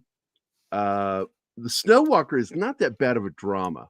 I do like it, but I wouldn't list that as a great film. Dead Ringers, David Cronenberg. Let's see. I don't know that one. The Fast Runner. I don't know what that is. Don't know. I mean, we got. Well, I'm trying to find something that you guys would know too. Oh my god! I mean, there's not really a lot. Yeah, we don't have really a lot. I mean, besides Goon and Strange. You do have studios up there. Here's a great film right here. Art house stuff, though. It's a lot of arty stuff. Exactly. The Gray Fox. The Gray Fox is right up there. About an aging old train robber, played by great fucking actor. Oh my god. Came out in 82. I'm trying to get to the fucking page. Richard Farnsworth. Fucking Richard Farnsworth. You guys remember that movie at all? No, I don't. It's Canadian, and it is a very good film. It's, the West was dead. The story takes place as the West was dying. Yeah. And it focuses on an old stagecoach robber as he's aging, after he's released from prison, to go to Canada to become a train robber. Because he's like, he can't give up his old ways. And here, I'll just somebody can share this. You see, I mean, you could consider a movie like Meatballs Canadian. It's filmed in Canada with a Canadian director. So is that a Canadian movie? Meatballs? I mean, this film is fully Canadian produced. This one right here. And I've seen this movie and I really do love this film. It's the Old West as the Old West was dying. And I think it's a touching tribute to I'm on it. Okay. The Old West. Let's I'll see. have to give See if I this can a find shot some more. yeah. 49th Parallel. I remember that one with Sir Laurence Olivier. Oh my God, Burt Lancaster, Atlantic City is a Canadian produced film. Still pick Errol Flynn, Northern. Still pick Goon. There's the Gray Fox. If you've never seen this film, go get a copy of this movie and watch it. It is a great film about an aging train robber. All right. Trying to be a criminal. Because you can't be in the United States. It's changed, but there's still kind of a wilderness up there in fucking Canada. Oh, big time. Yeah. So it goes up there here in to Alberta. A train robber. Because you got the prairies on one side. Yeah, exactly. You got the prairies on one side. You got the mountains on the others. And come on, Six. You must have seen that movie, Six. Come on. What movie? Well, I mean, you got the prairies on Richard Farnsworth. Yeah, Richard Farnsworth. There's a great case to be made for Strange Brew, for Goon, for a lot of the Cronenbergs, like Scanners. Yeah. These are the ones I would go for, but then that's the kind of movies I like. Scanners is absolutely my favorite Cronenberg film. Animal watched it and liked it. There was the one other one with cops. I'm trying to remember what it was. You say that like it's surprising when I like something. Bon Cop, Bad Cop. I think that was okay. That was okay. It is sometimes. Yeah, it was all right. Yeah. I think it was about. There's a lot of good art house ones. Oh, you got to go, Brian. Yeah, there's a lot of good art house ones like Sweet for Hereafter or Away from Her, which is a really nice one about touching one with Sarah Polley directed about Alzheimer's by David. Oh, sorry, no. Yeah, I gotta go. Thanks, guys. Gotta go. I gotta go. You hosers. But next time we do this show, we will be doing Slapshot in 2 weeks. Next week, Tom and I have another movie. Tom actually considered dropping in today, but I don't think he knew the film well enough. Well, so you didn't pay him, in. and $10 is $10. God damn right. So I will. Our Muslim uncle. I've got a story for you. No, your Muslim uncle. Hey, I would just like to say Brian, before I hit the button, thank you, everybody. And 9:15 p.m. Mountain Time tonight, me and Brahma do Bourbon and Boarding. Could be the last one of the season because the season may be over tonight. Stanley Cup don't miss it. Maybe finished. So yeah. See you guys later. See ya. See you, mate. You know, another one. Kids in the Hall, Brain Candy. It was kind of bad. I'm going to tell you something. Yeah. Anima hated Kids in the Hall. I showed her one episode. She said, I don't like this. It doesn't make any sense. It's silly. I don't even don't like remember it. Oh, jeez. Well, Dave Foley, who's in News Radio, which you love, yep, is one of the stars of Kids in the Hall. No, the joking was too weird for you, and you just didn't get into it. Well, you told me a and I lot get of it. stuff. And By the way, some of it didn't work. Oh, the movie with Burt Lancaster and Kirk Douglas, where they go on one last heist. That's a good film. I like that movie. But I do want to show this one. Where's it at again? Here it is. This is a Canadian produced film. But it was about Americans. The guy who wrote it and directed it is an actor too. Binder, I think his last name is. And he is indirectly connected to the crew that I'm indirectly connected to, called the Michigan Mafia or the Detroit Mafia, which is Sam Raimi, Ted Raimi, Robert Tapert, Bruce Campbell, and Josh Becker, as well as others. And this movie, Indian Summer, is actually about them. And Sam Raimi's in the movie. He plays the goofy character that takes them on the boat across to the lake or to the island. Alan, what is his name? Oh, God. Indian Summer is such a good film. And what I found funny about it is Bill Paxton's character is based on Josh Becker. And so Josh was invited to the premiere, and the actress the girl that Bill Paxton gets in the movie, so Josh walked up to her, the real girl, and says, "So does this mean we're hooking up after the movie?" He said, "No." This is worth a try. Worth a try. True story. So Bill Paxton's character is based on Josh Becker, who we've had on the channel multiple times. And what year did that come out? 1995? Not sure. 93. 1993. Okay. And let me read this cast to you. What a great cast. You've got Alan Arkin as Uncle Lou. Uncle Lou. Diane Lane, back when she was still hot. Bill Paxton. Sam Raimi is Stick Coder, the guy that runs the boats. He's a goofball. He did a lot of slapstick in the movie. You got Elizabeth Perkins, Matt Craven, Kevin Pollak, Julie Warner, Kimberly Williams, and Vincent Spano. Wow. And what a cast. And it's a low budget indie film out of Canada. And it is a really good film. I do love that movie. Indian Summer. The fictionalized story of the Detroit Mafia gang and the summer camp they went to. So that's all I got for that. I'm done. I don't want to talk anymore. Nah, good enough. I'm tired. I need a nap. I'm sleepy. No, I do believe it is Canadian produced, Robert. Yeah, I mean that's the problem with being up here is it's just God, most stupid Canadian films are just so artsy fartsy friggin' I don't know. It's like those weird French experimental films.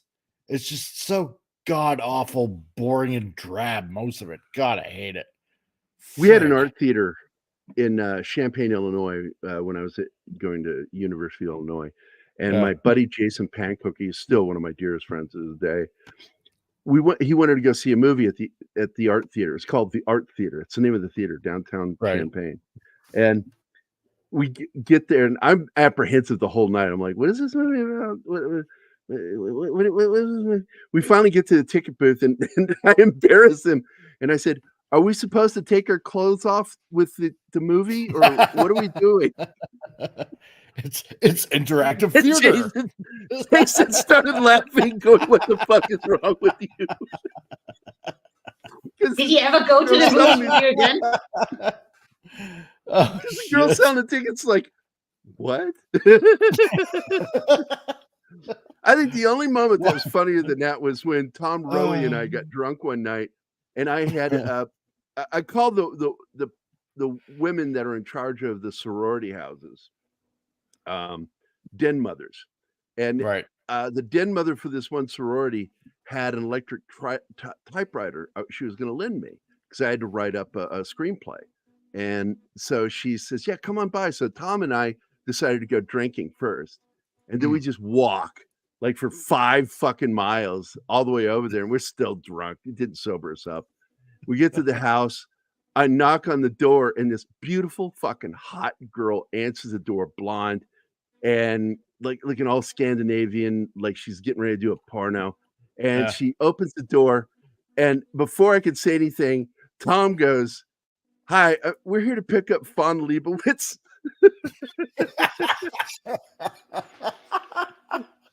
And when he said it, I stopped and I looked at him, and I looked back at her and the look of like, what? And then I just fell on the ground in front of this poor girl laughing. I was just in hysterics because it was just so fucking funny that he did this. God. Like, we're here to pick up Von Leibowitz. And some of you are like, what the fuck is so funny about it? You have to know the movie Animal House to know that fucking line. It's one of the best lines in the film.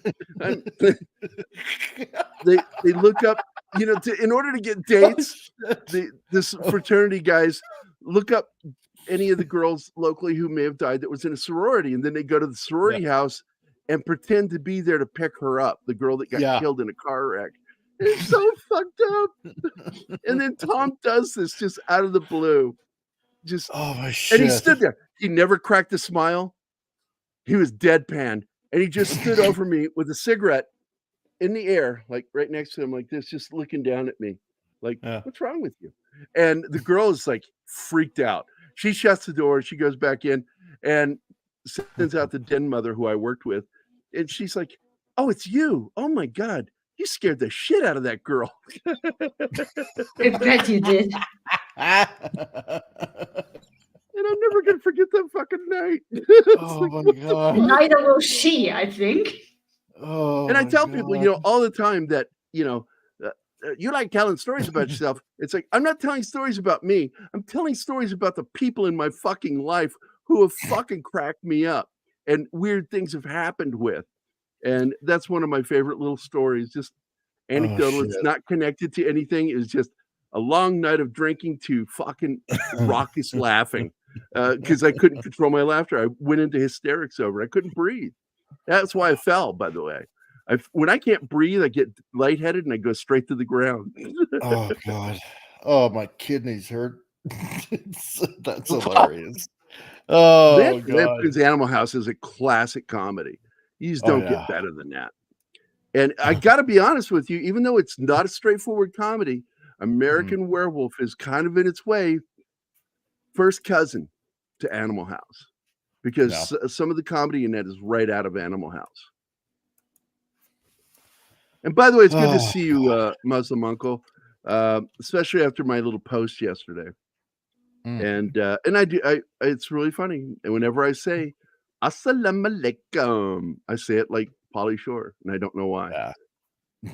I think he may have said it in that army movie. I don't know. And that's why it's in my head that way. Assalamu alaikum. I remember National Lampoon's Animal House. Of course you do. It is one of the greatest comedies ever made. Period. Yeah.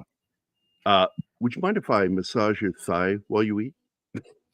Another great quote from the film. These are like, what do you call them? Non sequitur kind of lines. It's like, what the fuck is that line for? Like, we're here to pick up Von Leibowitz. It's fucking funny. If you know the movie, it's funny. But if you don't, it's like, what the fuck are you laughing at? Why is that funny? Wait a minute. It is a weird movie. Isn't the one with Bill Murray? ages ago. Meatballs.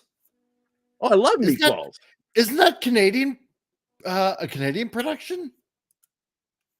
Let's look it up. Meatballs. I think it is. That was What was that 1979, right? 79. Yeah, I think it was 79, 80, something like that.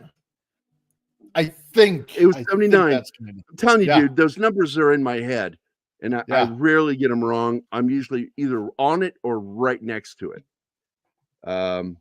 Yeah, I love that movie, dude. It's got a good story to it because he's trying to help It a does. kid. Yep. It's a coming of age story, and Bill Murray's kind of the hero of the film. Yeah. Trying to help Wasn't this there, kid. wasn't young there a man. sequel or something like that? I Yeah, think I there was a sequel. care much God, it's for it. been ages since. American Hot, Wet Summer is a better sequel than the actual sequel. Yeah. Because Bill didn't want to come back. They got somebody else to be the Bill Murray character. It's just not funny. No. But great fucking movie. Yeah. Let's look this up. Meatballs. Yep, Canadian produced. Yeah. I thought so, man. Directed by Ivan Reitman, another Canadian. Yep. Frank, it's been forever since I've seen that movie. God. We should probably do it as Yeah. it's one of those raunchy comedies that you got to watch. It is. Werewolf in London is a weird movie, and I saw it probably way too young. But yeah, I had a great comedy, amazing effects, and horror, and some really trippy stuff.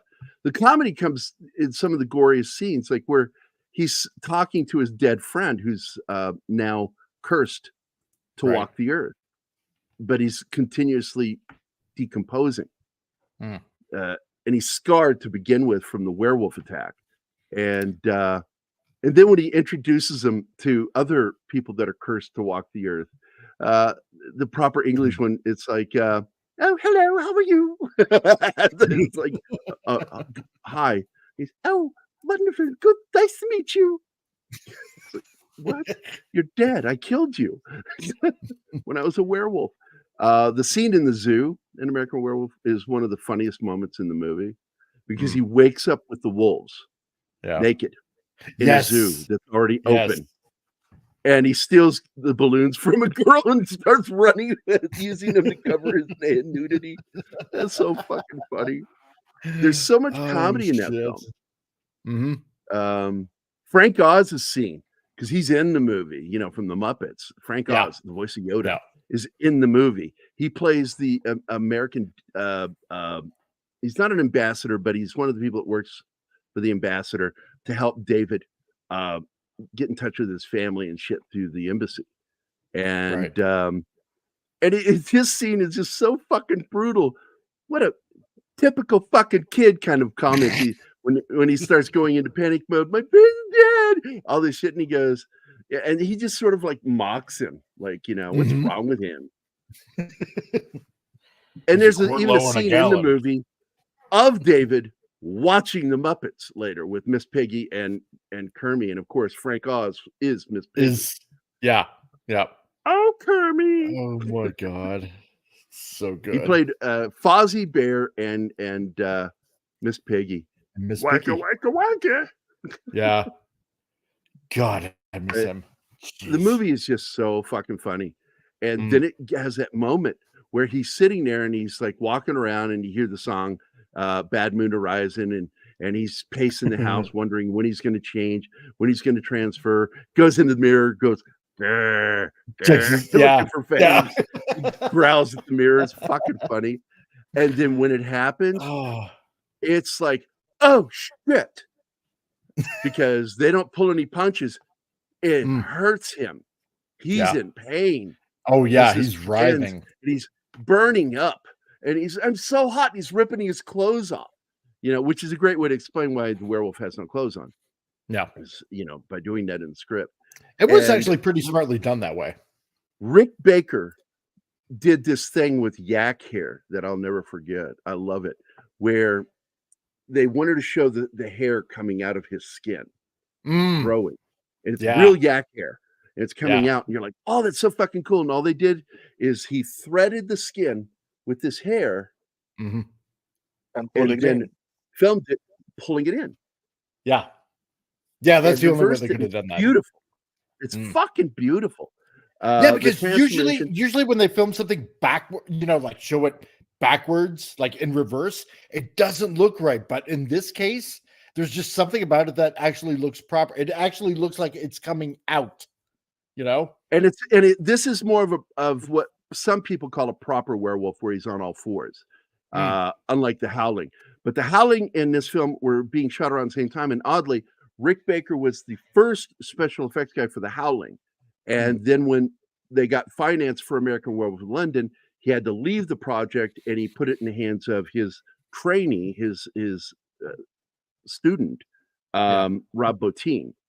And Rob Bottin and because he learned from Rick on so many things, had some of the exact same effects for the transformation, from not just the hair, but for the bladders in the face. But I always felt like he went too far with The Howling. Yeah.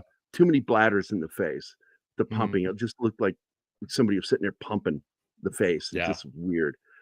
Whereas I think they did it right, but they did the exact same thing for the snout scene. When the snout goes out, it's like basically the snout is being stretched by a rod and pushed out, and you're filming it from the other side, and it just looks so fucking cool. And the snout just begins stretching, and you're like, oh, Rick Baker, Rob Bottin both did it, and it was brutally beautiful. The sequence that I remember the most is when he looks at his hand and you see the hand starting to stretch and elongate. And by the way, that is a blue screen scene, not green screen. They do use blue screen back then. When you see the hand come up and start changing, and he's in the background like I am right now, that hand is blue screened in. I thought so. Oh. A lot of effects used in that movie, and it's brilliant the way they did it. And my favorite moment of the film, there's two favorite moments with the werewolf.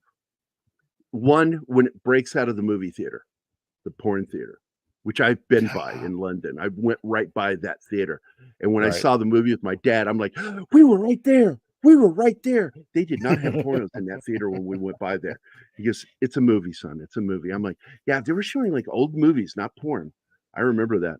But I got to tell you, Piccadilly Circus and that whole area, huge fucking billboards for Star Wars. One block south of that, porn. Big, huge banners for a huge release of like the Devil and Miss Jones type movies. And I'm like, what in the fuck world am I in? My dad's like, welcome to the United Kingdom. Yep. And but the scene, because you brought it up in the chat, where he keeps talking to his dead friend David, and he keeps visiting. Every time he visits him, he's more decomposed. But you still have what is his name? Dunk. Oh my God. His dad is a famous crime writer. His sister was the girl in Poltergeist that got murdered right after filming. She played the older sister. Griffin Dunn. And Griffin continued, even when they went to animatronics with the head, it's like, it's a puppet. It's an electronic puppet. Right. He still voiced it on set. He stayed there and would do the voice off camera so David could respond to it. It's fucking great.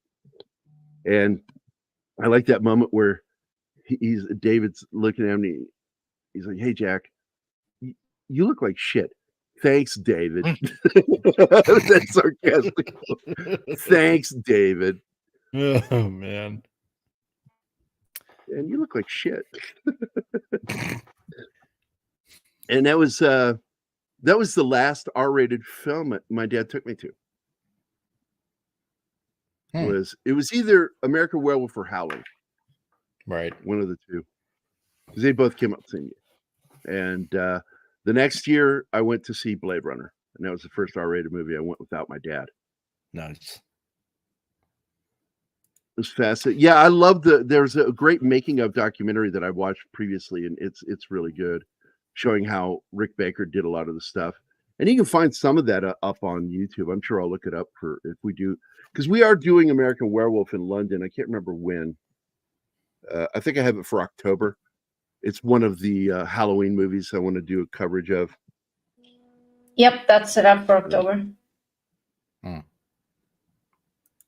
Yeah, I'll show you the expurgated version without all the gore or without the horror.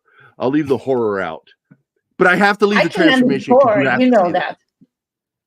I can handle gore. I just don't do horror. Yeah, I know. Thriller. Shit like We have it scheduled for October 26th. Yep, it is the last film for Halloween that I want to do. Nice. And that's going to be on Saturday. We're also going to be doing Rockula at some point in Halloween. Oh, as that well has been as, set up for over a year now, Rockula. Another favorite horror film of mine. It's not really horror. This is a romantic cop film with vampires called Innocent Blood. And it's got Don Rickles in it, for God's sakes. I mean, I'm all in for vampires as long as they don't sparkle.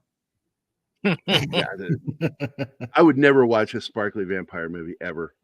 Yeah. I also have right after Halloween, to still celebrate Halloween, The Shining by Stanley Kubrick. Sweet. And so Halloween's going to be a good month for movies this year. But American Werewolf in London, oh my God, it's absolutely one of my favorite films ever made. It's my favorite werewolf movie ever made. And oddly, it's also a great comedy. But the other werewolf scene, I don't describe. I forgot. I said there were two. The second favorite werewolf scene, other than biting the lead detective's head off, that was fucking awesome. Comes ripping through the barrier and just gnaws his head, and you hear the crunch sound. And then you see the head rolling over the car, and I'm like, "Fuck yeah!" Because he was a pompous asshole anyway, and you kind of want him to die. I think even his partner wanted him to die. But the scene, it's heartbreaking. It's a heart-wrenching scene, but it's still one of my favorite moments when he's in the alleyway. He's the werewolf, and Ginny Gutter, I think she's still in her nurse's uniform, walks down there, and she goes, "David, I love you, David." And you see its eyes go calm for a split second. And I've always believed that there was a part of David there at that moment, and he did what he did next, so he could end this. That was Suicide by Cops. He really did that. Yep, absolutely believe it. And he lunges at her, and they just blow the shit out of him. And then they do something. John Landis, God bless you, John Landis, for his sense of humor. You got her tears streaming down her face. The cops all standing around looking at this thing, their weapons still out. This werewolf has now turned into David, naked, dead. And it's horrible. It's horrible. And what do? They play this song. Bom, bom, bom, bom, bom. You know, it's That was hilarious. It's like, really? Ding dong, ding dong, blue moon. For a moment, I thought Gary was cheating with me and playing it over at the end of the movie. And I just fucking... And it's referred to as auditory irony. Yeah. It's where you play a song that is ironically the opposite of what you're fucking watching. You're like, what the fuck? Fucking hate it sometimes. The movie opens on the slow, sugary version of Blue Moon. They're supposed to be in Canada, but I think they shot it in Wales. And oh my God, man. You know, got that beautiful blue moon, and you hear the girls, oh, you know, and it's like so syrupy, sweet. And then the movie ends with the jaunty, upbeat version, and him fucking dead on the ground, camera still on him. Like, what the fuck kind of ending is it? I love that fucking movie. I really do. What a great film. Wait, what is this? There is no spoon. It's Janowski trolling. Yeah. Oh, okay. I don't get it. There's no spoon. It's from The Matrix. I know it's from The Matrix. I couldn't connect it. Like, what is? I don't get it. I have an American Werewolf on DVD, which I will be watching tonight. Alan, does it have the special features? Hopefully it does. Because we could ask you to rip those so we can actually use them for the show. Because Ooh, I do not have a copy of it. I own all my movies. I stopped collecting media on most films, physical media, because I got robbed. $10,000 worth of movies stolen. Oh and man. it broke me to where I just stopped collecting movies. I have just a handful, not that big a stack of movies that I own. One of them, of course, is Blade Runner. Of course. The Thing is the other one. I have the 10 book on that one. But I just don't want to collect them anymore because I don't ever want to have that feeling again. Because when my stuff got stolen, man, I was broken. I love my movies. Man. Same thing happened with me with comics. You don't have the Same thing. space at the moment for that. You might start. Oh yeah, again. thanks for bringing that up. No, I like making plans for when we have that house, like building a studio. Would be a downer, Anima. Jeez. Yeah, way to bring us down, Anima. Thanks. I'm not bringing you down, idiot. Always look on the bright side of life. Okay, that's auditory irony right there. Right there. Life's a piece of shit when you look at it. Oh man. But I gotta get going. Yeah, we need to end this show. We're at 2 hours 10 minutes. Yeah. I went over by a few minutes because just going into American Werewolf, I love talking about that movie. I'm glad we got some new blood joining us, and I hope you guys spread the word. Let people know about the show. Don't forget to like, subscribe, leave a comment. Not just do the chat. Leave a comment down below. Come back, leave a comment. Talk about how much you enjoyed the stupid shit we do on the show. And that this show is always about love. We love these movies. And it's a lot of fun. Dog Soldiers, good film. Damn good film. Low budget, independent, but that was really cool what they did. It got some good fucking actors in it. Kevin McKidd is in that. What's his name? Doctor Who's son is in that. He plays their senior NCO. Oh my God. What the fuck? He played Alfred on Gotham. Well, no. This is going to drive me crazy. I got to find this before I fucking can leave. It is. Oh, that name is going to pop into your brain right when Sean Pertwee. Sean Pertwee plays the really? senior officer or NCO of these Royal Marines, and it's a good film. When Spoon is killed and there's nothing left of him, I still don't know what the fuck we're talking about. Oh, that's the Dog Soldier. Okay, I forgot the name, so the name didn't click. I didn't know it was shot in Wales. I always thought it was. No, those scenes. The only place where they could find land like that was in Wales.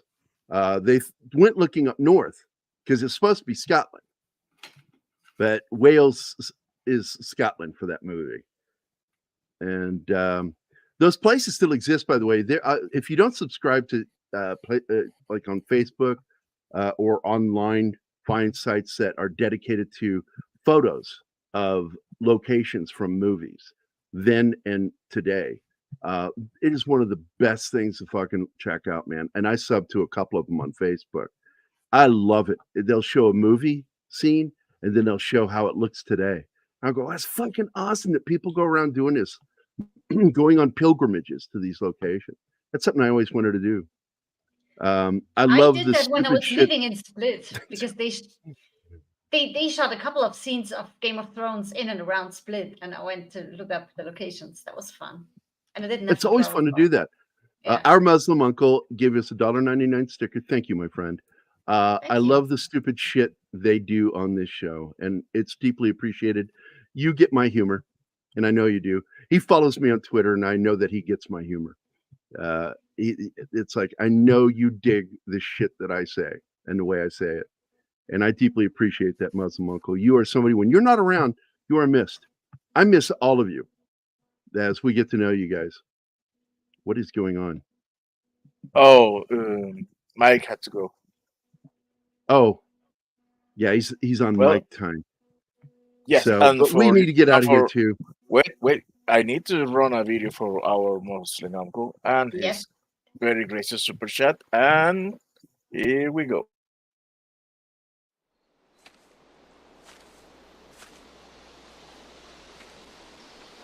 Well,